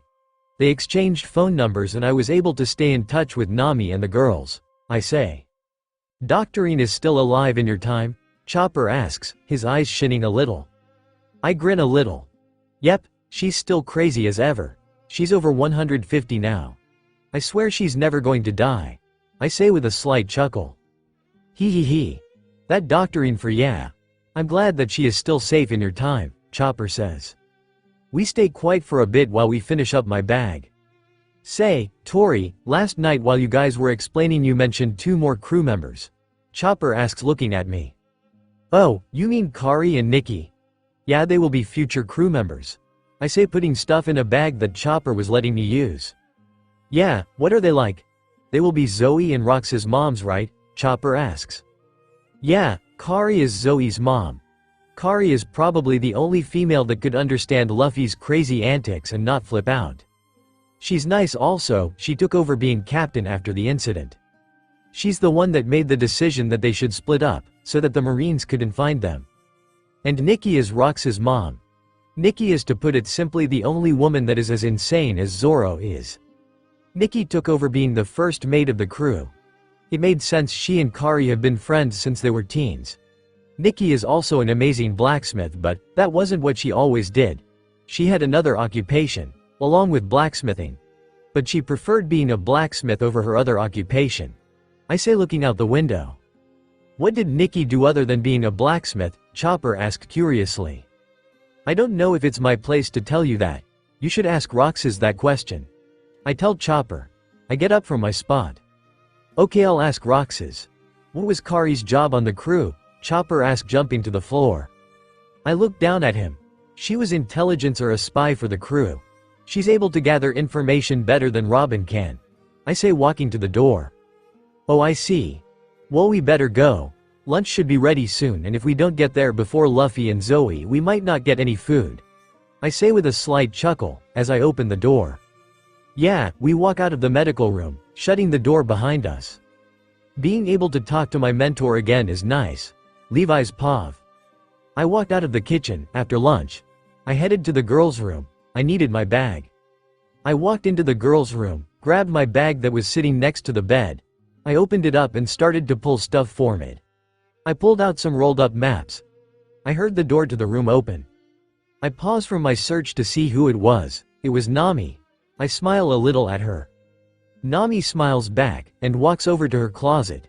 Hey, I say to her, and continue my search through my bag. Hey, Nami calls back from searching through her closet. I was wondering, do we stay heading towards Fishman Island or what? I mean, we don't have an eternal post to this island. So how are we going to get there? Nami asks. She turns her head to look at me. I briefly look up from my bag to make eye contact to her. Remember that box I gave you last night? I ask her, and Nami nodded her head. I didn't hand that to you, for nothing. We need to change our course. It was okay to head to Fishman Island up until now. But now we need to change it so we can get to Akuma. I say, pulling more maps out of my bag. Then I came across the rolled up wanted poster of Luffy's.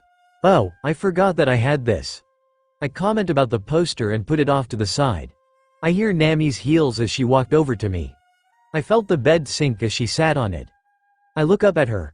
Nami was glancing at the stuff I was pulling out of my bag. The look on Nami's face gave away that something was on her mind that she wanted to ask. Can I look at some of this? Nami asks slowly. I smile at her. Sure, I'm not going to stop you. I say as I pull out my notebook I use for navigation. Then I pull out a small cardboard tube. I pull the lid off of it to check if the contents were still inside of it. I put the lid back where it belonged after I was done. Heaven help if anything happened to those. Adelie would kill me. I heard paper rustling as Nami unrolled the maps that I pulled out a moment ago. I went through my bag some more. I came to the more valuable things in my bag. Like my eternal posts that I bought back on the island. I pulled them out one at a time and started to look at the nameplates. These maps are really amazing. Did you make them? I hear Nami ask me, not taking her eyes off of the maps as she studied them. I put the 2 eternal posts I was looking at down on the bed. No, I didn't make them. I'm just borrowing them for the time being. I say, while I grab 2 more posts from my bag. Nami looks up from the maps and looks at me. There was a look of question on her face. Borrowing them? Then whose are they? Nami asks. I just look at her. Then a look of recognition comes upon her face. They're mine? You're borrowing them from me, Nami says slowly. Yep. They're from your collection of maps of the world. I say, smiling. Then I hold out one of the eternal posts to Nami. Nami puts down the maps gingerly and takes the eternal post for me. She turns the enteral post in her hand, until the name plate faced her. The nameplate read, Akuma, you had an eternal post to the island this whole entire time. Nami raised her voice at me. I flinched a little, waiting for her to hit me upside my head, but it never came. I hesitantly look up at her. She was looking at me weird. What? It's kinda a normal reaction for me.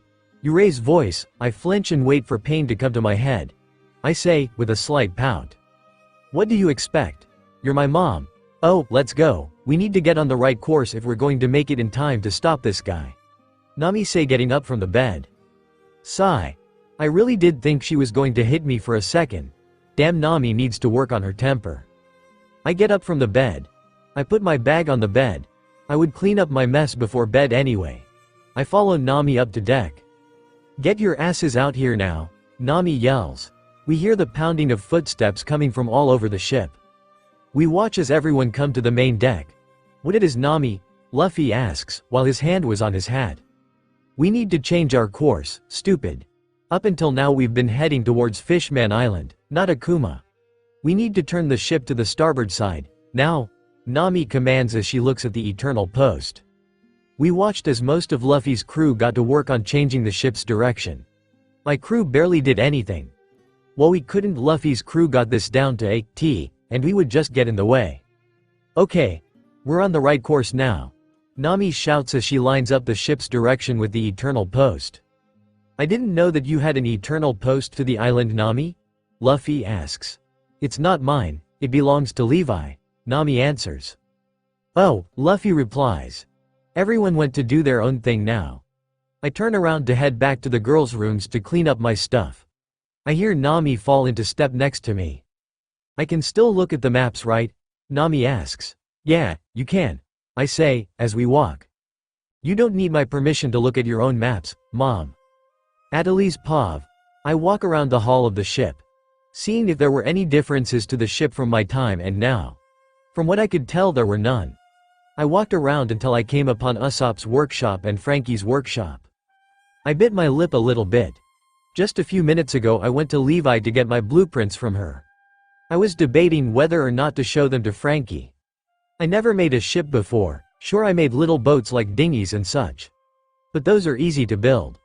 But making an actual ship to sail the waters of the Grand Line, that is something else entirely different. I tightened my grip on my tube. I never had anyone to teach me, so I'm not even sure my ship will sail, let alone float on water. Levi and I were going to go and see Iceberg San.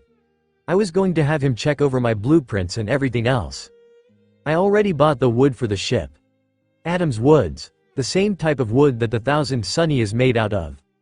I took a calming breath and continued my walk around the hall. I stopped briefly when I heard whistling. I walked towards the sound. I stopped when I noticed it was Frankie who was whistling. He was filling up the barrels of cola for the cola machine. I set my tube down in the hallway and walk over to him. Oi, Adelie. What's up? Frankie says when he sees me. I smile at him. Just looking around. Seeing if anything is different between the Thousand Sunny from my time and your Thousand Sunny. I say, finding a place to sit. Oi, Sunny is still around in your time? Frankie asks. I smile at him. Yep, Sunny is around in our time. Actually, it is the ship that we sail on. But we're going to get a new ship. I say, pulling my cowgirl hat off of my head and set it next to me.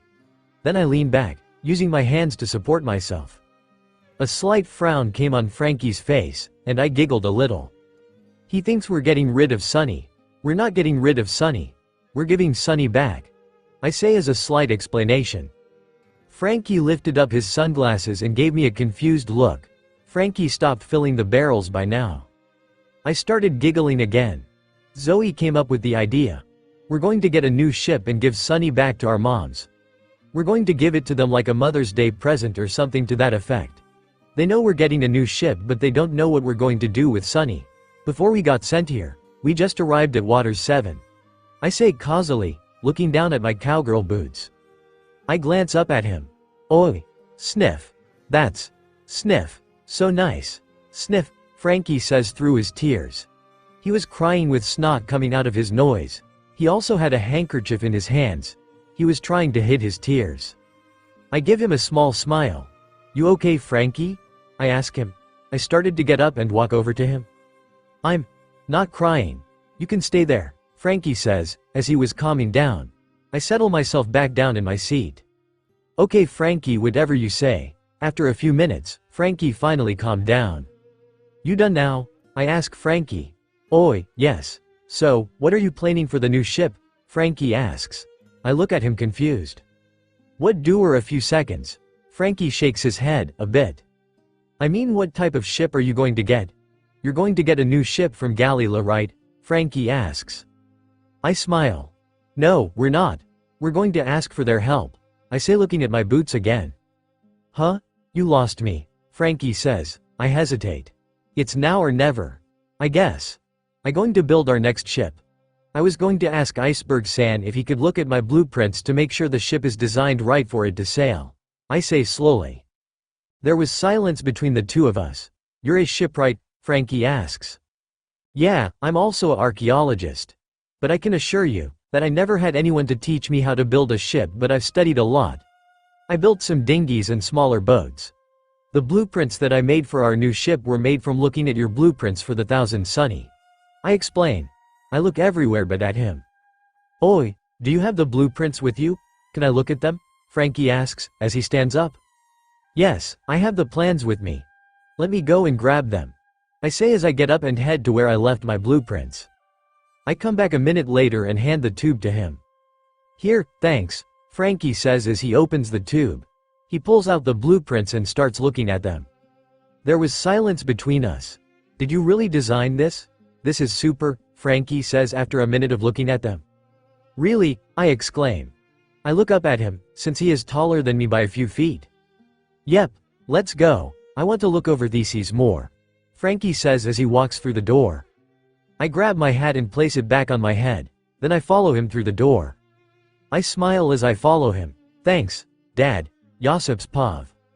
I stretch as I walk out of the kitchen. Thanks Sanji, Loki. I call over my shoulder to the two cooks. The sounds of their appreciations were muffled as the door closed. I look around the decks. Roxas was sleeping on the grass deck under the tree. I continue to look around the decks. I didn't see anyone else on the deck. I leave and go below. I walk to Usopp's workshop, wondering if he was there. I round the corner and sure enough Usopp was there, tinkering away at something. I couldn't tell what it was at the moment. Hey, what you working on? I ask as I walk up behind him. Usopp turns around to look at me. A new project, I can't tell you what it is, Usopp says as he goes back to working. I walk over to Frankie's desk and pull the chair out. I turn it around so sit on it backwards. I rest my arms on the back of the chair and watch as Usopp tinkered away. There was silence between the two of us. So, what's the future like? Wait, are you allowed to tell? Usopp asks, breaking the silence that was between us. Zoe didn't say we couldn't tell. I think it's mostly the big events that we're not allowed to tell. But what is the future like? I'll say that it's almost the same as it is now.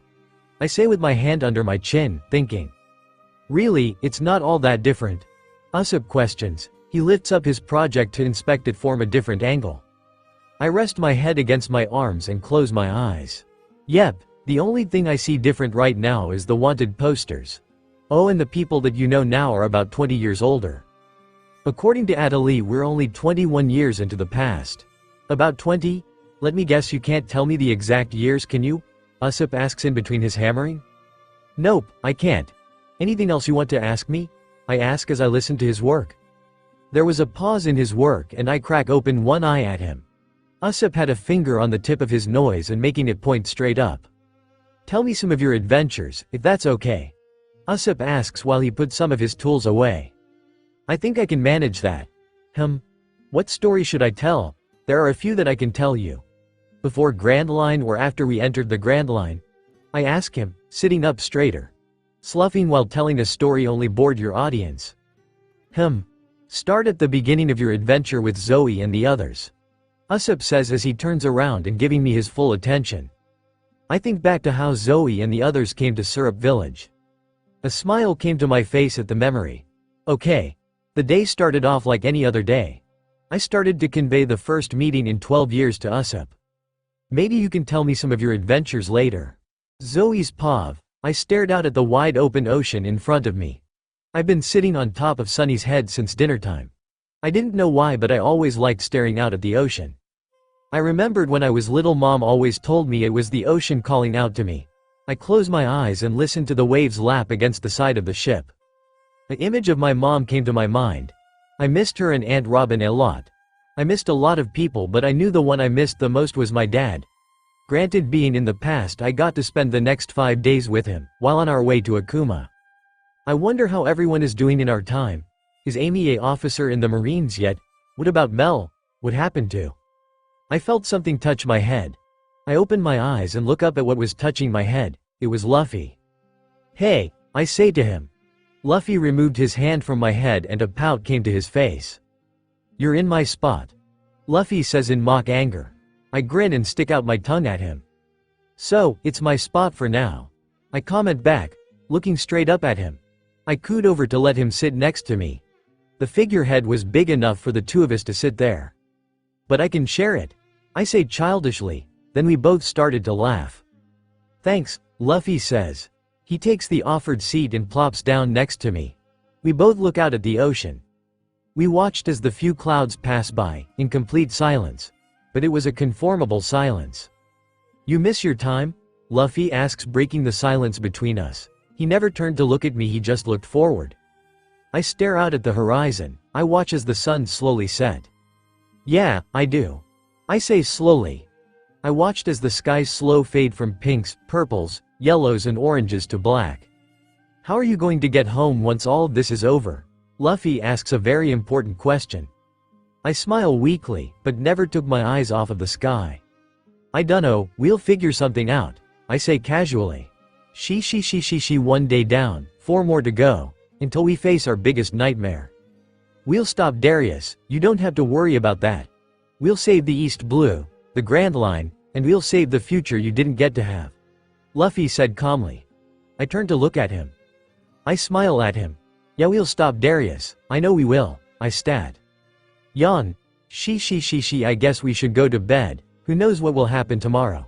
Luffy says, getting up, and almost falling off Sunny's head. I quickly grab Luffy's hand to steady him. You know, if you fall and I'm not coming in after you. You're on your own for that one, I say sarcastically. She, I won't fall in, Luffy says, grinning ear to ear. I could push you, ya no. Wait, if I do that it might take someone too long to save you and you might drown. And if you die I won't exist. Drat. I say, rethinking my plan. I get up and make my way over to the deck. I pause and wait for Luffy. He gets on the deck and we start to make our way to the bedrooms. Night, Zoe. Luffy calls to me as we part ways. Night. I call back, only loud enough for him to hear. Dad. I say softly. I walk to the girls' room in silence. A future we never got to have. Huh? I like the sound of that. Zoe's pav. I woke with a yawn, stretching out my limbs. I silently roll out of my hammock, and stretch one more time. Slipping on my sandals and grabbing my straw hat off of the nightstand. I look at my hat, and frown slightly. Today makes day 3 on our journey to Akuma, but day 4 in the time we spent here in the past. Which means 4 days we missed in our time. And 4 days of not knowing if Mel was okay. Yesterday was a crazy day. We all had to be on our toes. From Sea Kings attacking us and the 10 Grand Line cyclones coming out of nowhere, we were all ready for a nice day of relaxation. We had a problem with Luffy's and mine hats. Both of our hats came flying off of our heads at the same time. Luffy was able to grab both of them, thank goodness. Levi had us put them inside for the time being. Her reasoning was so we didn't have to worry about them. When we finally had a break from the crazy, around lunchtime, Luffy grabbed our hats, but he couldn't tell which one belonged to who. I had to look at the 2 hats and sense which one was mine with my time powers. I handed him his hat and placed my hat back on my head. But Levi took it off just as fast as I put it on. Levi said she was going to a slight alteration to my hat, and left the room, but came back a few minutes later with a wide strip of blue cloth, a needle, some thread and my hat. She sat at the table and placed my hat on the table. She pulled off the red band that was on my hat and started to fold the blue fabric around my red band. Then she sewed the 2 sides together, making a sleeve for my red band. Then she placed the now blue band on my hat. Levi said we can cut the blue sleeve once we got back to our time. But this made it easier on all of us, to tell which hat belonged to who now. This was what made me frown the most. I like the red band, I'm not a fan of the blue band on my hat now. But I guess that I got to live with it for a few more days. I place the hat on my head and make my way to the kitchen for some breakfast. I walk into the kitchen. The different smells from all the different type of foods Loki and Sanji made was making my mouth water. "Morning everyone," I say as I take my seat across from Luffy. Breakfast wasn't on the table yet, but that was okay, not everybody was here yet. Tori and Yasop weren't at the table yet. Everyone gave their various versions of morning to me. I sat and waited for the food to come. "So do we have a game plan for when we get to Akuma?" Usopp asks, looking at all of us. I hear the door open and the sound of footsteps soon follow. I grin at Usopp. "Nope, not really," I say, nodding my head at Tori and Yasop as they take their seats on my left. "Isn't there 3 poneglyphs on Akuma?" Yasop asks, leaning back to look at Atali, who was on the other side of Tori. "Yes, there are 3 poneglyphs. I already told Robin this, but it's important that you guys know as well. 2 of the poneglyphs talk about how to activate the Zeus. And the other one isn't related to Zeus at all," Atali says, placing her elbows on the table, interlocking her fingers and resting her head on her hands. "So how do we know which one is which?" Nami asks, looking at Atali. Loki and Sanji started to set the food down on the table. Everyone knew not to touch the food until everything was set. That even included Luffy, who was twitching in his seat to start eating. I was hungry too, but I at least had the patience to wait like everyone else. "Well, I don't know. The only way to tell is if we read them," Atali said smoothly. "Well, that means Robin has to go and find them all since she is the only one who can read them," Usopp stats. Atali smiles a sly smile at Usopp, who said Robin was the only one who could read the poneglyphs. "Did the thought ever cross your mind that one of us could read them as well?" Atali asks sincerely. Luffy's crew looks at Atali weird. Atali can read the poneglyphs, just like Robin can. Levi stats. "Really? That's cool," Luffy says as Sanji and Loki take their seats at the table. "Okay, we can all eat now. And Luffy, if you try and steal from the girls' plates again, I'm going to kick your ass," Sanji threatens, but from the look at Luffy's face he really didn't care. Or he wasn't paying any attention to Sanji, since he already had his mouth full of food. I was halfway through my 3rd plate of food when something didn't feel right to me. I stopped. My fork was halfway to my mouth. I paused for a second. I place my fork back on my plate. Something isn't right. I don't know what it is, but something is off. "Zoe, what's up?" I vaguely hear Roxas ask me. I glance around the table. Everyone was almost done with their food, but the food was forgotten and everyone was looking at me. I pause. I don't know what's up, it's just something. "I don't know," I say slowly, turning to look at Roxas. Something doesn't feel right to me. Like, I stop mid-sentence. I pushed myself away from the table and bolted out the room, so fast that the others didn't have time to respond to my sudden movement. I ran out to the balcony and scanned my surroundings for something. Anything to explain this feeling I was getting. I gripped the handrail with both hands. I looked straight out at the ocean. I saw nothing. I looked to my left and my right. I saw nothing also. Finally I looked around the deck, still I saw nothing. What the hell is making my time powers go off? I heard the rushing of footsteps followed by the door opening. I briefly saw everyone rushing out of the kitchen to me. They all had different looks on their faces. Some were looks of concern, some were looks of worry, and some were looks of seriousness. They knew whatever was making me act this way was big.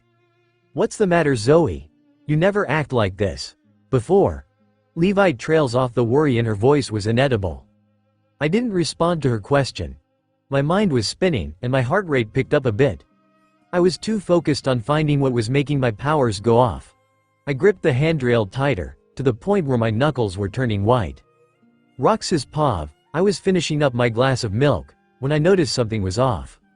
I quickly glanced around the room till my eyes landed on Zoe. She had stopped eating, and it seemed like she was frozen in place. Her fork was halfway to her mouth and her mouth was slightly open, getting ready to take her bite. She was slightly tense and the look in her eyes told me something wasn't right. Her eyes had some uneasiness in them that was almost never there. Then she placed her fork back on her plate. I place my cup down on the table, and look at my captain. "Zoe, what's up?" I asked casually. I didn't want to bring too much attention to her. Something told me it wouldn't do her any good if everyone was concerned about her. But it still made everyone turn their attention towards us. I waited for her reply. "I don't know," Zoe said slowly, turning towards me. Her eyes were slightly glazed like she wasn't really seeing me, but yet she was. Something is very off here. Something doesn't feel right to me. Like. Zoe stopped mid-sentence. I couldn't tell what happened next since all I saw was a red and black blur. Thud. Slam. Zoe's chair hit the floor and the door slammed shut. There was no Zoe, and I didn't know what I was doing, but I was standing and heading towards the door. I heard everyone else standing as well. What happened? Is something the matter? I faintly heard some of the crew say. I wasn't really paying attention to that, I was more worried about Zoe. Something was seriously wrong and it wasn't sitting well with me. I head towards the door, everyone else was following my lead. I opened the door and stepped outside. Zoe was off to the right of the door gripping the hand railing tightly. Zoe's eyes were scanning our surroundings trying to find something. What's the matter, Zoe? You never act like this before. Levi asked from behind me. Everyone was outside looking at Zoe. I saw Zoe's knuckles turning white from the sheer force of her gripping the Raya's step forward to her.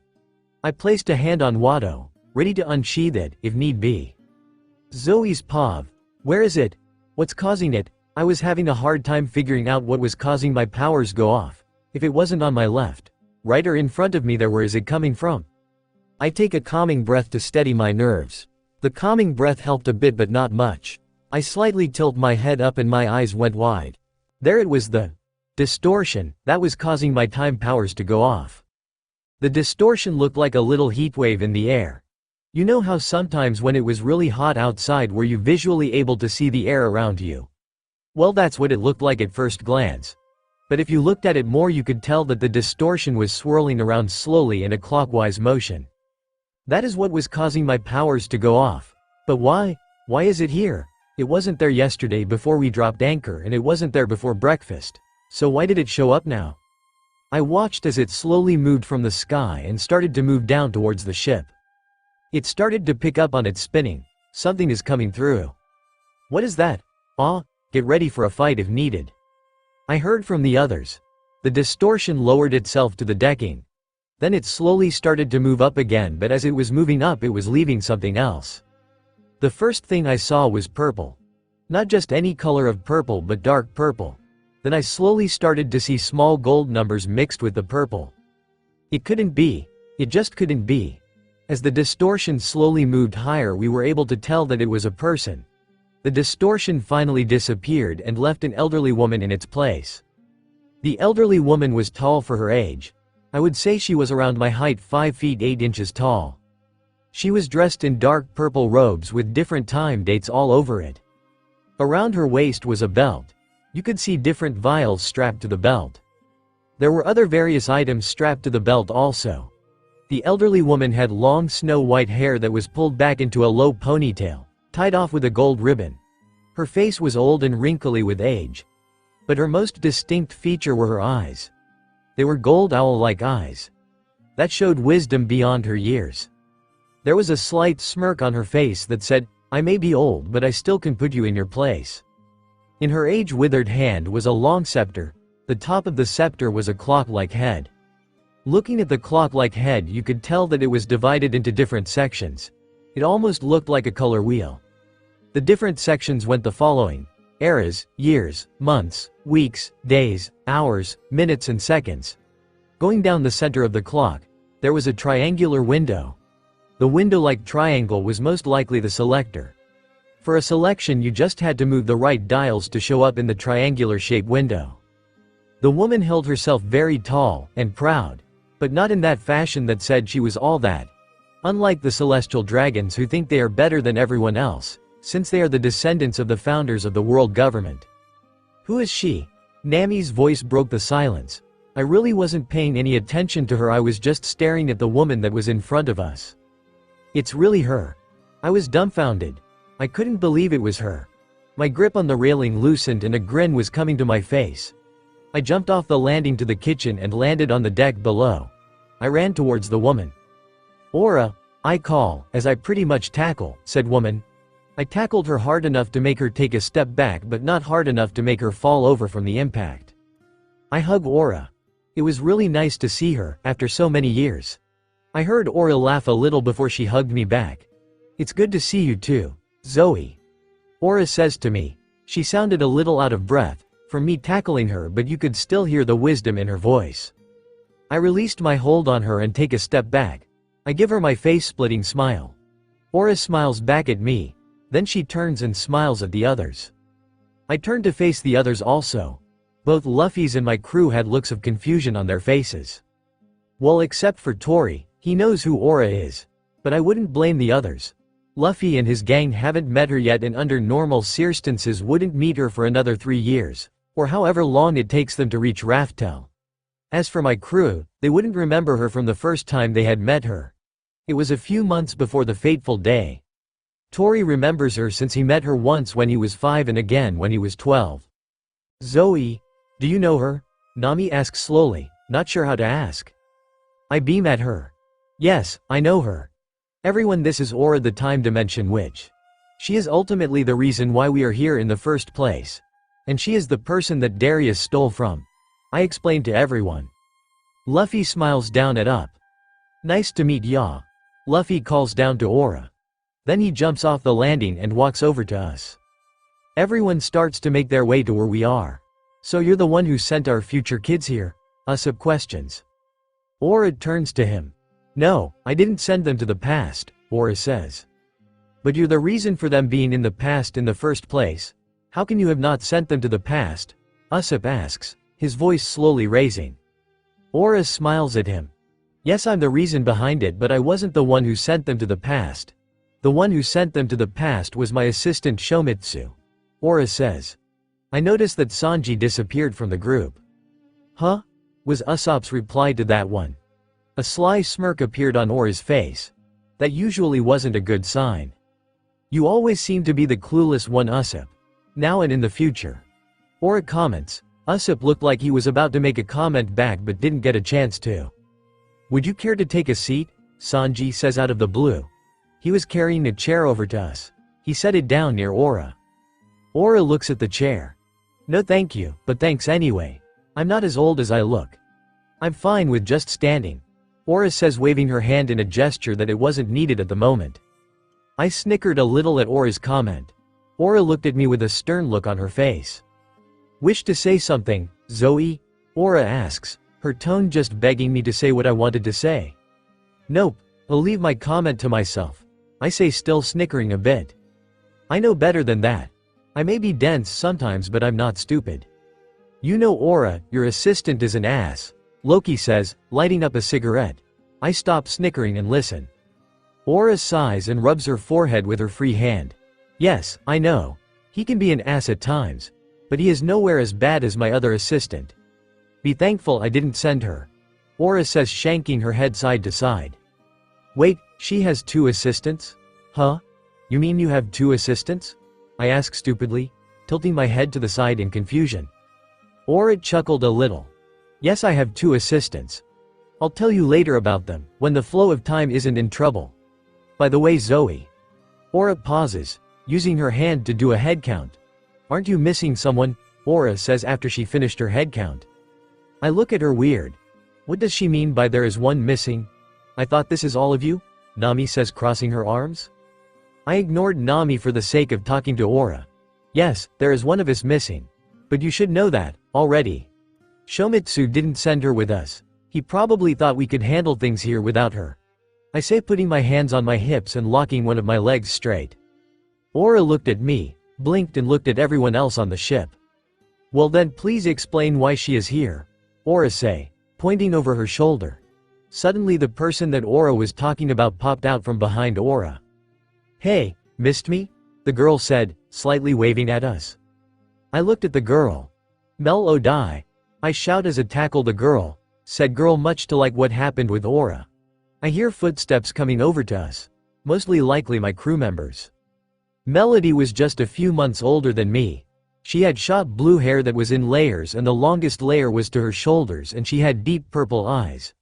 Her outfit consisted of a dark blue button-down shirt with short sleeves, and blue jean pants with a belt that looked like peacock feathers. She also had a back saddle bag slung over her shoulder. I released Melody from my death trap of a bear hug and smiled at her. Where have you been? We've been worried about you, Levi says, crossing her arms. What's going on? Sanji asks. Most of Luffy's crew just shrugs their shoulders, not really understanding what is going on at the moment. Melody takes off a bag that I didn't see her carrying and set in on the ground. It was a deep maroon-red backpack. Sticking out from the bag was a sword. A black sheathed sword.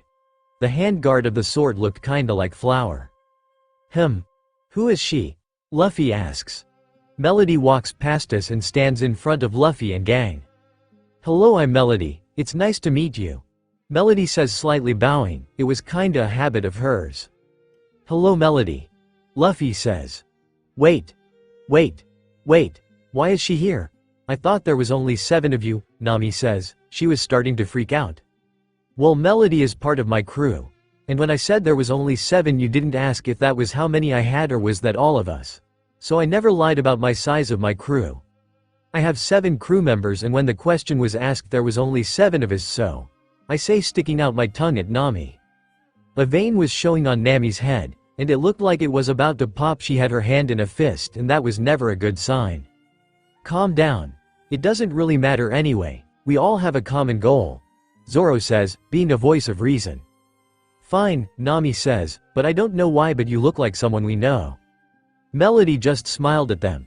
Well, I get that a lot, since people say I look like my mother, and my mother is a very well-known person, Melody says. Who is your mother? Usopp asked. He was trying to figure out who she looked like also. Wait, now I know why you looked familiar.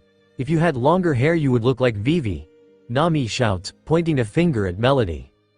I had to sweat drop at them. They were making a big deal about it. They're making a bigger deal out of Melody than they did with us 3 days ago, and most of us are directly related to them, and Melody parents weren't even part of the crew. Melody blinked at them. That's why I have short hair. I don't want to be mistaken for my mother, Melody said, running a hand through her hair. What? Everyone but Robin and Frankie shouted. My full name is Melody Nefertari, former princess of Alabasta. But now I'm the musician, singer for Zoe's pirate crew. Melody says, crossing her arms.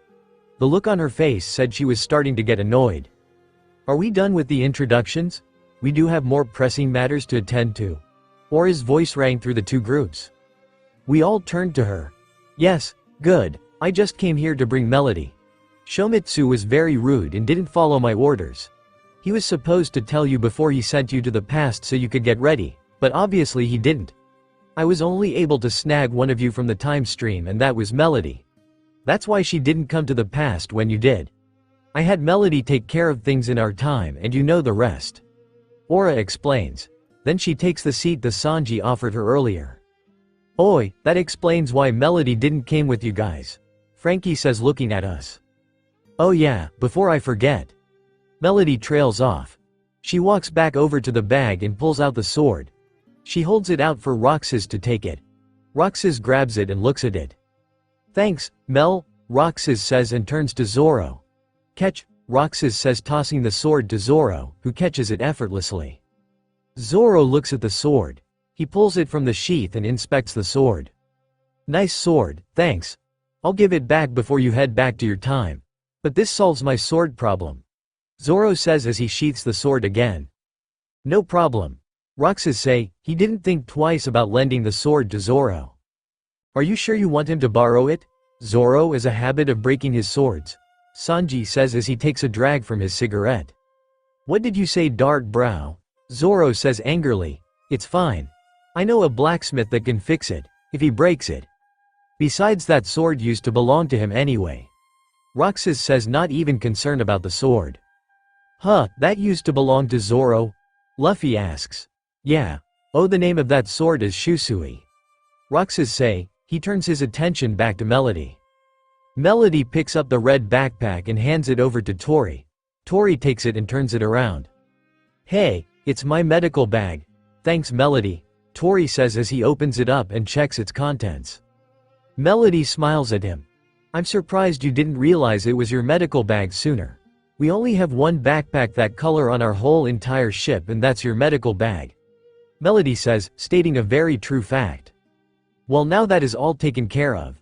I'll be going now, Ora says as she stands up from the chair. She adjusts a few of the dials on her staff and was about to push the button when she stopped. Is something wrong, Aura-san? Robin asks. No, but I almost forgot something. Aura says. She reaches for something in one of her belt pockets and pulls something out. Then she walks over to me. Zoe, here, Aura says as she holds out her hand. I reach out and hold out my hand so Aura could place the item in my hand. She places the item in my hand. She didn't let anyone see the item as she made the transaction. I closed my hand around the object. I opened my hand just enough to see the items that Aura gave me. I don't need to explain. Aura starts to ask. I look at her and grin. Nope, I know, I say, grinning at her. I place the object in my pocket. I'll look at it more later. I'm glad. I guess what I did teach you all those years ago stayed. That's nice to hear. Well, I'll be off now. Oh, and don't lose that, Aura says. Then she turns to Luffy and his gang. I felt kinda offended on how she said that. This caused me to pout. Please be careful, and try not to die. I don't want the future to change all that much, Aura says. Then I felt my time powers act up again. We'll try, but we can't guarantee anything, Aura, Nami says. Aura nods her head in understanding and then she leaves in a flash of light. There was silence between everyone. So, what do we do now? Loki says, exhaling the cigarette smoke. I shrug my shoulders at Loki. Continue on our way to Akuma, I guess, I say. Zoe, what did Aura give you? Yasup asks. It was the first time I heard him speak all day.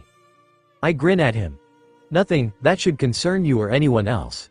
It's just something between Aura and me, I say. Oh, okay. Yasup says. How do you know Aura, Zoe?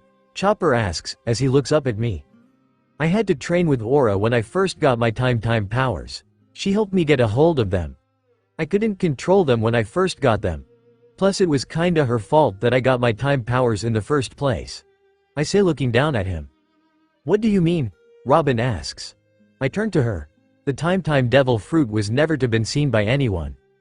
Aura was the one who released the devil fruits out into the world in the first place. I release a sigh, and the only reason why people know of devil fruits is all her doing. She got bored and wanted to see how much more fun the world would be if they were released. I say. The way I said it made it seem like it was no big deal that she sent them out into the world. For people to use their powers like they see fit. Wait, you're telling us that Aura is to blame for all the devil fruit users? Nami shouts. Well, yeah. I deadpan. Might I remind you that if it wasn't for a certain devil fruit user you would still be under Arlong's control? I bluntly say to Levi, whisper. That's a little harsh. Loki finished what was on his sister's mind. Why you? Nami said she was getting ready to punch me when she was interrupted. Melody. Luffy says as he bounced over to her. Yes? Melody asks as she takes a step back. Luffy was kinda in her face and it was making her uncomfortable. Can you sing us a song or something? Luffy asks, still bouncing up and down. There were a bunch of sighs coming from Luffy's crew. He's been wanting a musician since the East Blue. We should have saw it coming. Usopp says as he takes a seat. Melody smiles at Luffy. Sure, I don't have a problem. Just take a seat, okay? Melody says. Luffy bounces back over to his crew and takes a seat. We all walk over to them and find us a seat. Melody started to rummage through her bag. Then she pulls out a blue tone dial and walks over to us. She pulls off her bag and sets it on the ground. Then she hands the tone dial to Adelie. Then she walks a little ways away. Let me know when you're ready, Melody-chan, Adelie says. Melody takes a few breaths and nods her head to Adelie. Adelie hits the button. A very familiar tune starts to play through the dial. Oh, I love this one, I say, smiling at Melody. Yuru ga akeru me ni tabadatu. Mata minu ashita wo mukai ni aiko su kimeta koto kui wa nai, Melody sings. Oh, I know what I'm supposed to do, Levi, Adelie and I sing this part. Dana shuren ga maki yukateyu to takanaru kodao tamarare wa shanai. Mazasu basho wa tada hitotsu. Fly to the light, to takai no hate ni ada kazuna. Dare ni mo kazutsukses wa shanai nagiri shimeta te hirakeba. Soko ni chikara ga yadoru sa hajime yu atarashi sakai ga yandiru. Hora might goran akutsu no umi hedateti de toshite mo. Itsudat sasatiru osorezu ni me hiwasuranai da. We fight together Kegashita koto wa nai anyo hai miyajita. Doko made mode takaku hiroi sora zuibun tatuku made kita. Sorazor no chike wo mu ni mayoi nado naiso mono ga aru.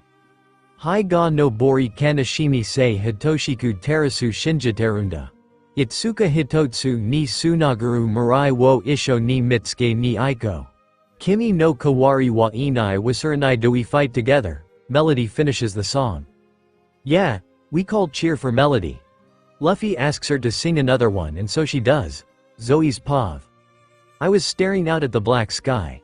It was nighttime and I had the first watch for the night. I've been up in the crow's nest for a few hours now. Sigh. I've never been one for the night shift. I hated the night shift and I could think of a few reasons why. 1. It was way too quiet for my liking. I mean I could hear a pin drop, it was that quiet. I like quiet like the next person but there is something as too much quiet. I think this is when it is too much quiet. Reason number 2. The only light I have is the moonlight. I don't have a problem with this but, during the new moon like tonight, it makes it hard to see any ships. I mean what if a marine ship comes up on us? And finally reason number 3, I don't like being by myself for too long. It gets me thinking too much. If I think too much, I might overthink things. Plus, if I overthink, I miss the more important details, that seem so minor to most people but they're not. Mom says I get this little trait from her and Dad. Overlook the big things but look at the small things that make things or people unique. I look at the heart of things. Luffy does the same thing. We're getting closer to Akuma every day. I could feel it. I kept getting this feeling in the pit of my stomach. It was getting stronger the closer we got to Akuma. It was from my time powers, I know it. There were too many people from the future. It was messing with my time power. Speaking of powers, I wonder how Luffy and the gang are going to react to my other powers. I was brought out of my thoughts when I heard the door to the crow's nest open. I turned to look at the person. I smiled slightly. Hey, I call as they climb all the way in. Evening, Captain San. Adelie says. Then a messy mop of dirty blonde hair comes through the door. Roxas, what are you doing? Shouldn't you be asleep? I thought Adelie and I were in charge of night watch tonight? I say confused. Roxas climbs all the way in, and shuts the door. Yeah, I know but I can't shake this feeling that something is going to happen tonight. Besides we all know that I should have been put on night watch tonight of all nights. Yasup or Usopp should have been on night watch also. Roxas says as he pulls his swords from his belt. Adelie and Roxas take seats on the couch. Is it your turn for night watch now, Adelie? I ask, looking at her. Adelie shakes her head. No, we still have another hour before we're supposed to switch. I just woke up earlier so I could get some coffee going. I got to go back down in a few minutes to get it, Adelie says smoothly. There was silence between the three of us. 12 years. Huh? Roxas says as he looks out the window. Yeah, but I think some of our crew prefers the memory to stay subconsciously locked in the back of our minds, where we could never reach it again, Adelie says softly. Zoe-chan, are you going to be okay? I turn to Adelie, and tilt my head a little. What do you mean? I'm fine, why wouldn't I be? I ask, confused. That's not what she asked Zoe. We both know that you have a photographic memory. Roxas says sternly. I smile slightly at them. Always count on these two. I could never get away with anything with Roxas or Adelie. They both seemed to know me way too well. They always seemed to know when something was wrong with me. I'll be fine.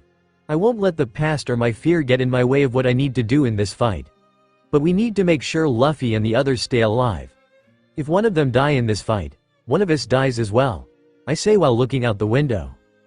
I hear both of them sigh.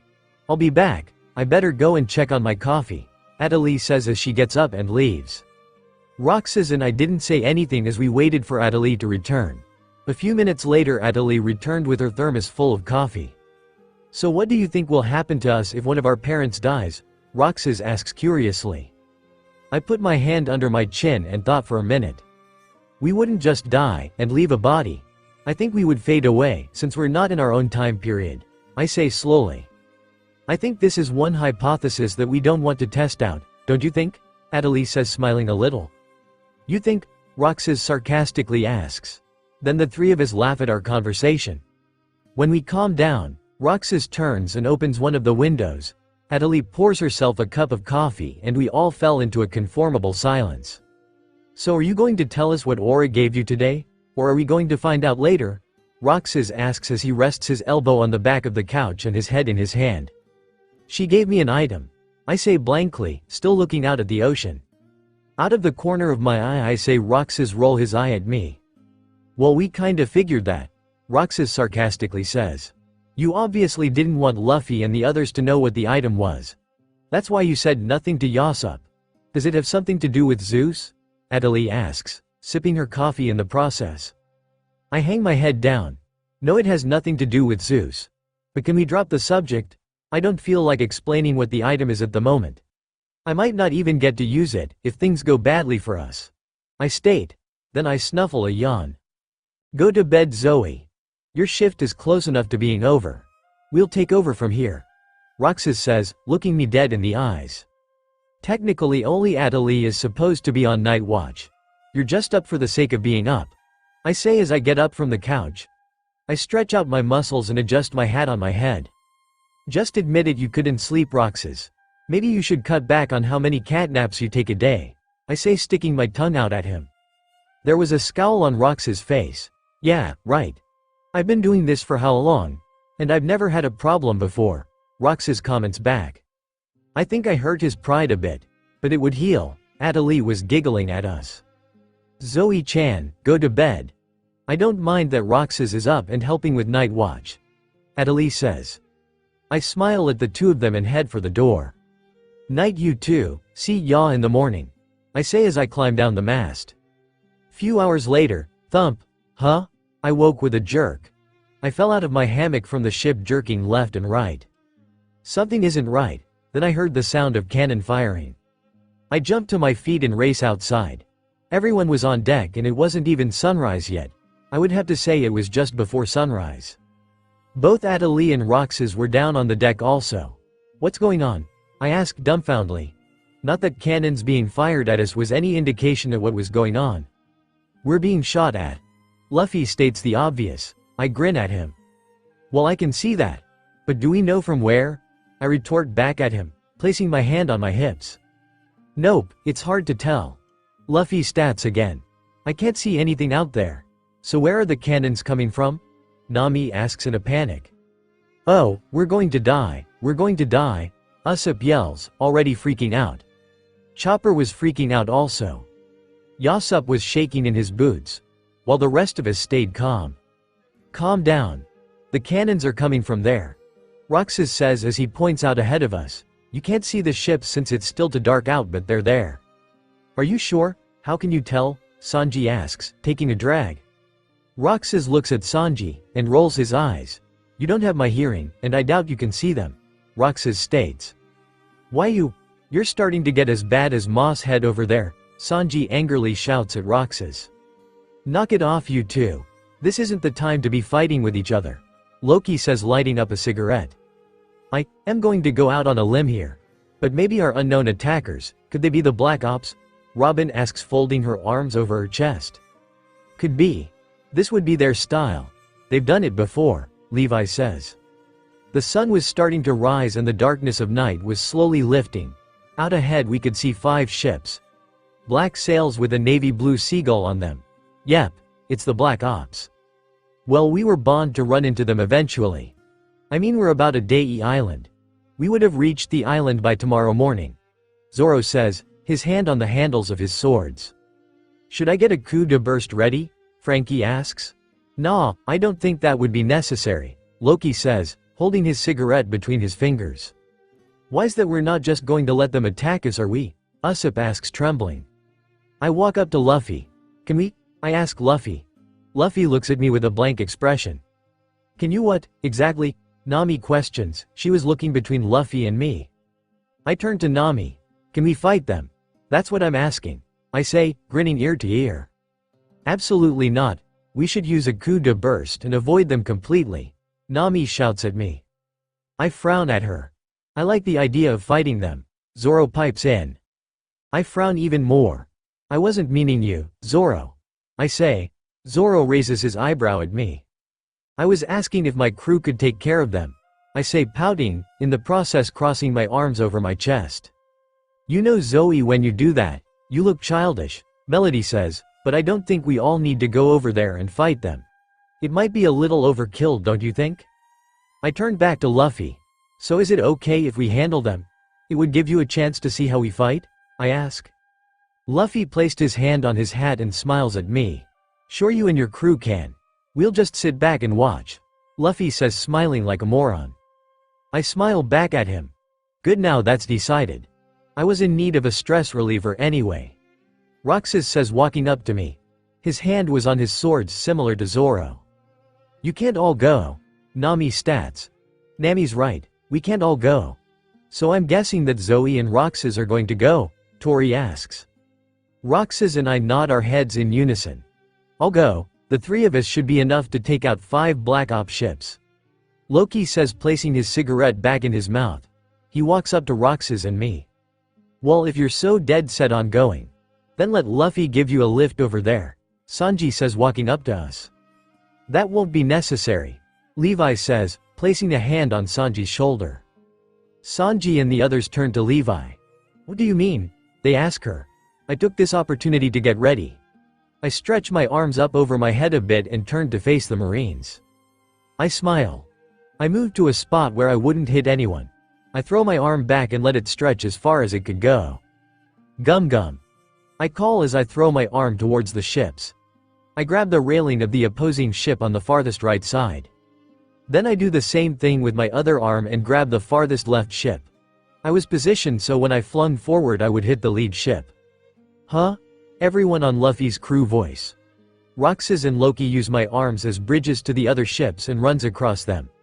Roxas was pulling his swords out as he was making his way to the ships. Rocket. I call when I knew Roxas and Loki were close enough to get to the ships. I barely missed Sunny's head as I flew by. I sailed through the air towards the Marines. Levi's Pav, huh? Luffy's crew voiced their shock. I smirked a little at this. What just happened? Nami asked slowly. Tori, Yasop, Melody, Atali and I turned towards the Marines. What do you think just happened, Nami? I ask her, looking over my shoulder.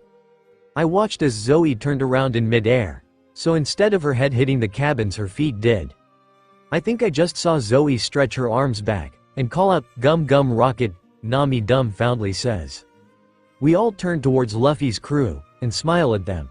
You're right, she did, I say, lightly running my hand over my Klimatoct. Luffy's crew gave us a confused look. I thought Zoe's devil fruit was the time fruit, not the gum gum fruit, Chopper asks. You're right, it is the time fruit. But she also has the powers of the gum gum fruit, Melody says, bending down to Chopper's height. But I don't understand. I thought you couldn't have more than one devil fruit. I read it once, that eating 2 devil fruits will destroy your body. Chopper asks innocently. That's also correct. Zoe never ate the gum gum fruit, Melody says. So what you're saying is that Zoe got her gum gum powers not from a devil fruit, Robin asks. Yes, she's had her gum gum powers since birth, Tori says. That doesn't make any sense, Nami says. Atali folded her arms. It would if you think of it this way. What if a devil fruit user had a child and that child somehow inherited their parents' devil fruit powers? Atali asks. Well, I don't know, I don't think I've ever heard of something like that before, Sanji says. So Zoe's gum gum powers come from me, since she is my future daughter? Luffy asks. Yep, I say. It turns out some devil fruits are inheritable, Atali says. So all devil fruits are inheritable? Robin asks. Atali turns towards the marine ships. No, just a select few. But we didn't find out about devil fruits being inheritable until Zoe accidentally stretched her arm too far when we were younger. Or it told us that only Paramecia-type devil fruits are able to do that. But not all of them, Atali explains.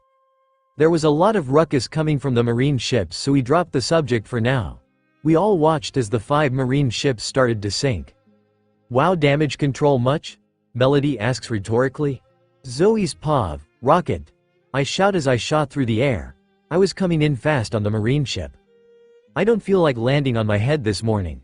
I somehow managed to twist myself around so when I crashed into the side of the cabin I would land on my feet. I grin as almost hit the cabin. Lungo time, I say. I slowed down time right before I hit the wall. I slowed it down enough where I was able to use the force of the impact as a springboard. I jump off of the wall. Seijo time, I call, making the flow of time around me go back to normal. I shoulder check one of the Marines as I flew by him. I grin. I land gracefully on my feet, in the center of all the Marines on deck. I scan the deck a bit. Not all the Marines are on deck. All men kill her. Get her.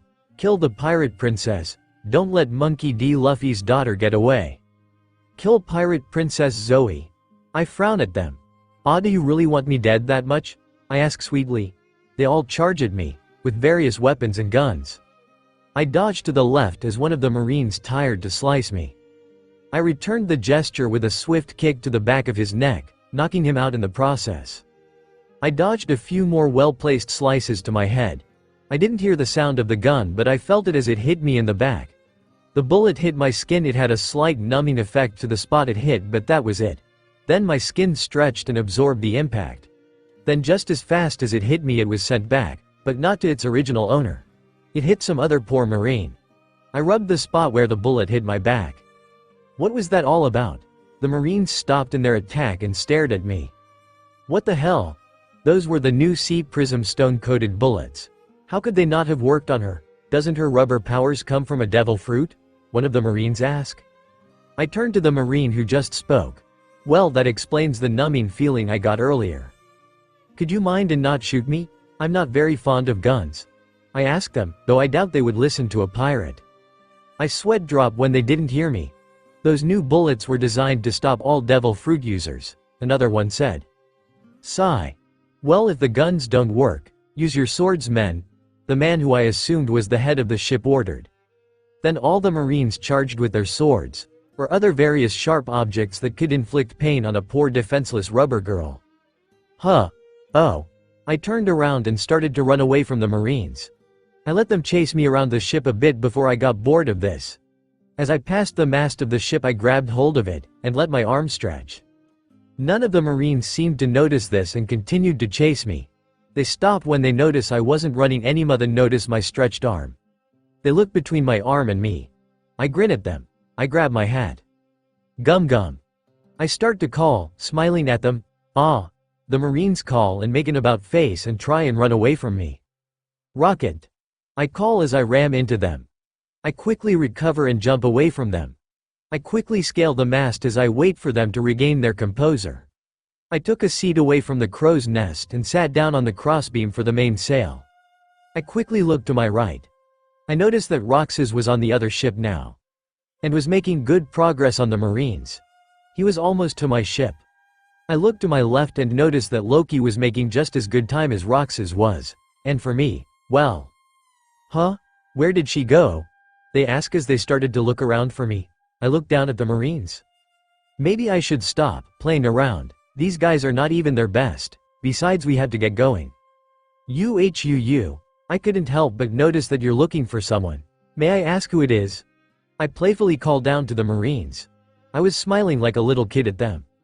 I'll just mess with them a little more and wait for Roxas and Loki to get on board. There she is. She's up on the mast. Some of the Marines started to climb up on the mast of ship. Don't let her get away. I stand up on the sail and wait for them. Now don't move. Ya hear me, pirate? When we get back to our time, your execution will be as big as the War of the Best.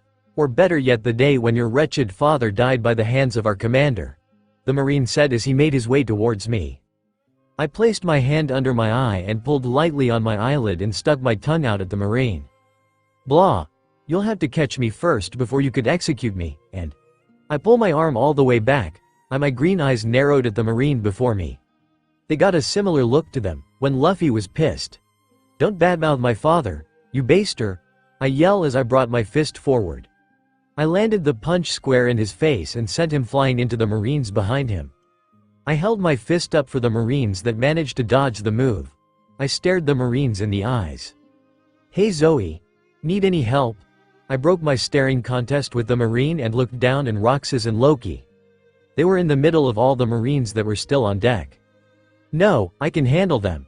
I was just playing around earlier. I called down to them.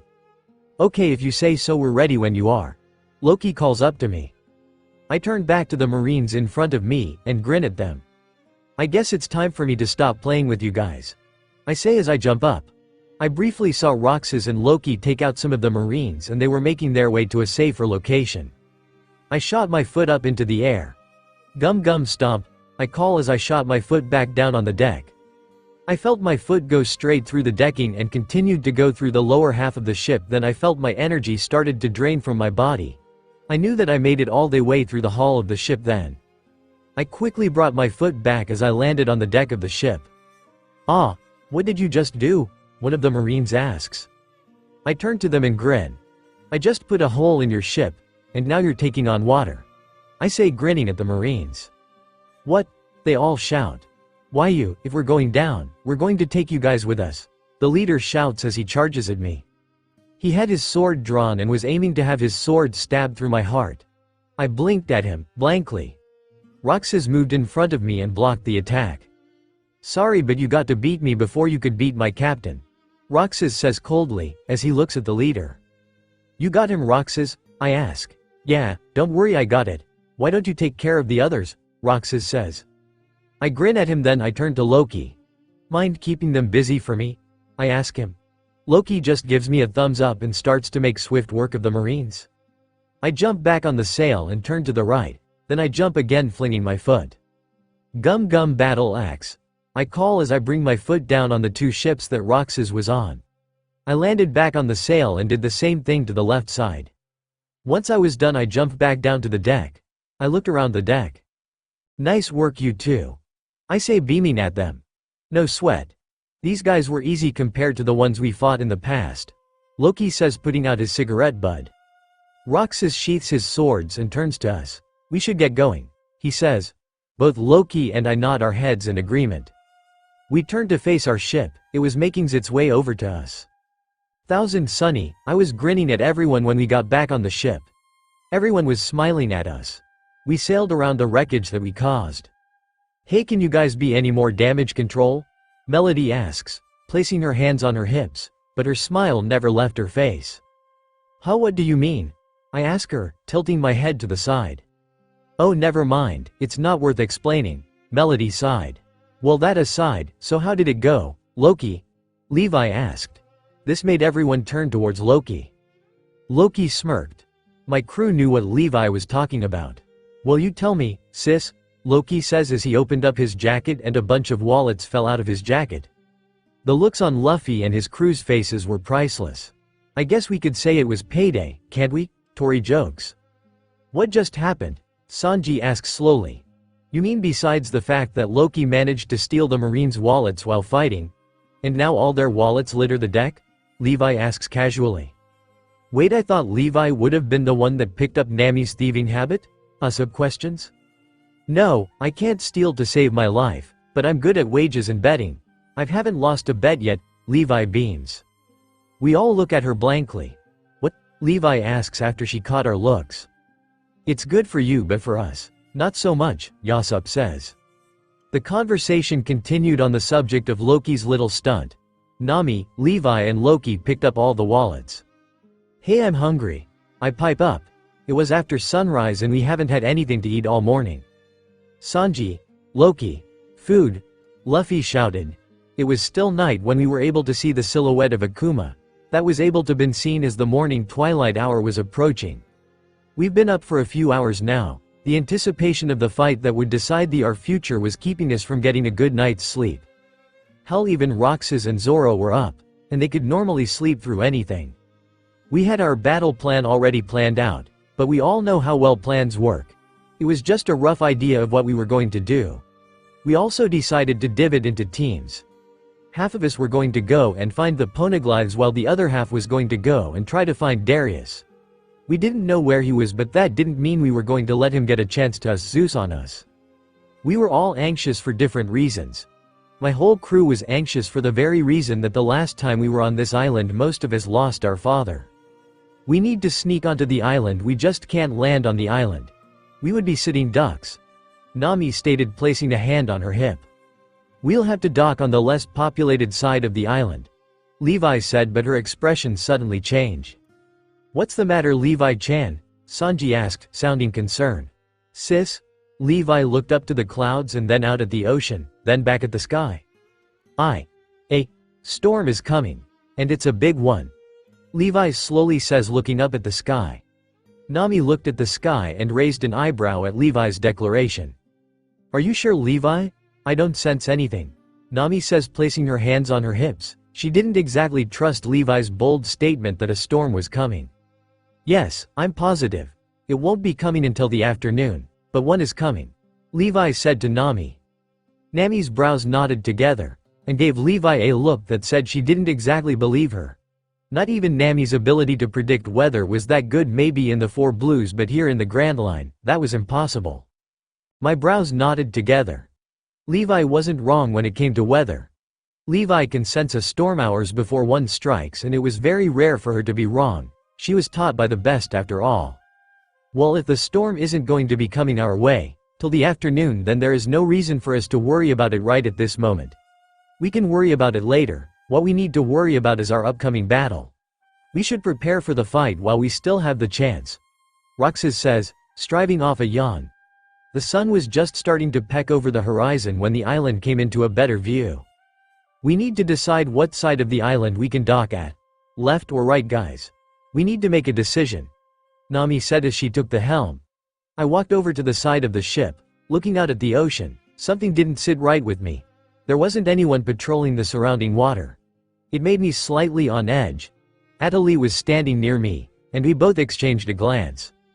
Something isn't right here. Left, no right, the crew all but shouted. I blinked when everyone couldn't come up with a decision.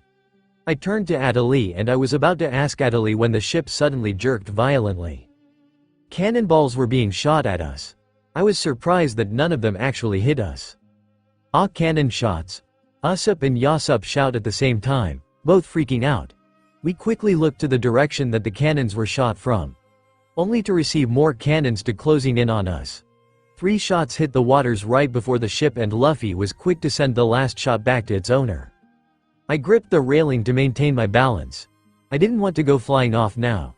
The cannon that Luffy shot back hit the ship dead on and we were able to see a nice mushroom cloud coming from the ship. Quick, let's get out of here. We don't have time to mess with them right now. Sanji shouts. We all agree and we escaped the area. When we finally docked the ship, the sun was mostly over the horizon by now. After disembarking the ship, I took in my surroundings. For the most part, Akuma was an uninhabited island. The island was mostly covered in a thick forest. Near the center of the island was a large plateau that towered over the forest. On the plateau there were ancient ruins. Hidden somewhere in those ancient ruins was the weapon Zeus. I couldn't help but feel a little apprehensive about being here again. Taking a calming breath to get my bearings straight. Okay, so Robin, Atali, Yasopp, Zoro, Sanji, Chopper, Levi and Zoe. You guys have to go and find the Poneglyphs, while the rest of us will try and find the weapon and stop the Marines. Nami explained the supposed game plan to everyone. I looked around our group and noticed that Usopp was giving my crew a strange look that I couldn't place. What's with that look, Usopp? I asked, raising an eyebrow at him. Huh? Wah? Usopp jumped slightly at my question. Sighing, I looked at him.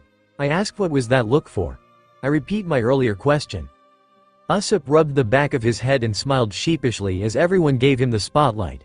Well, I was wondering if you guys were going to be okay with this. I mean, if that last time you guys were here, you lost a lot. Usopp said slowly, as if his words would trigger something. We were all silent while Usopp's words sunk in. Yeah, we were all terrified about being here again, and about the future outcome. Who wouldn't be after 12 years of that hunting memory of your fathers, mentors dying to save the ones they loved? Our fathers died saving the world from the one who created it.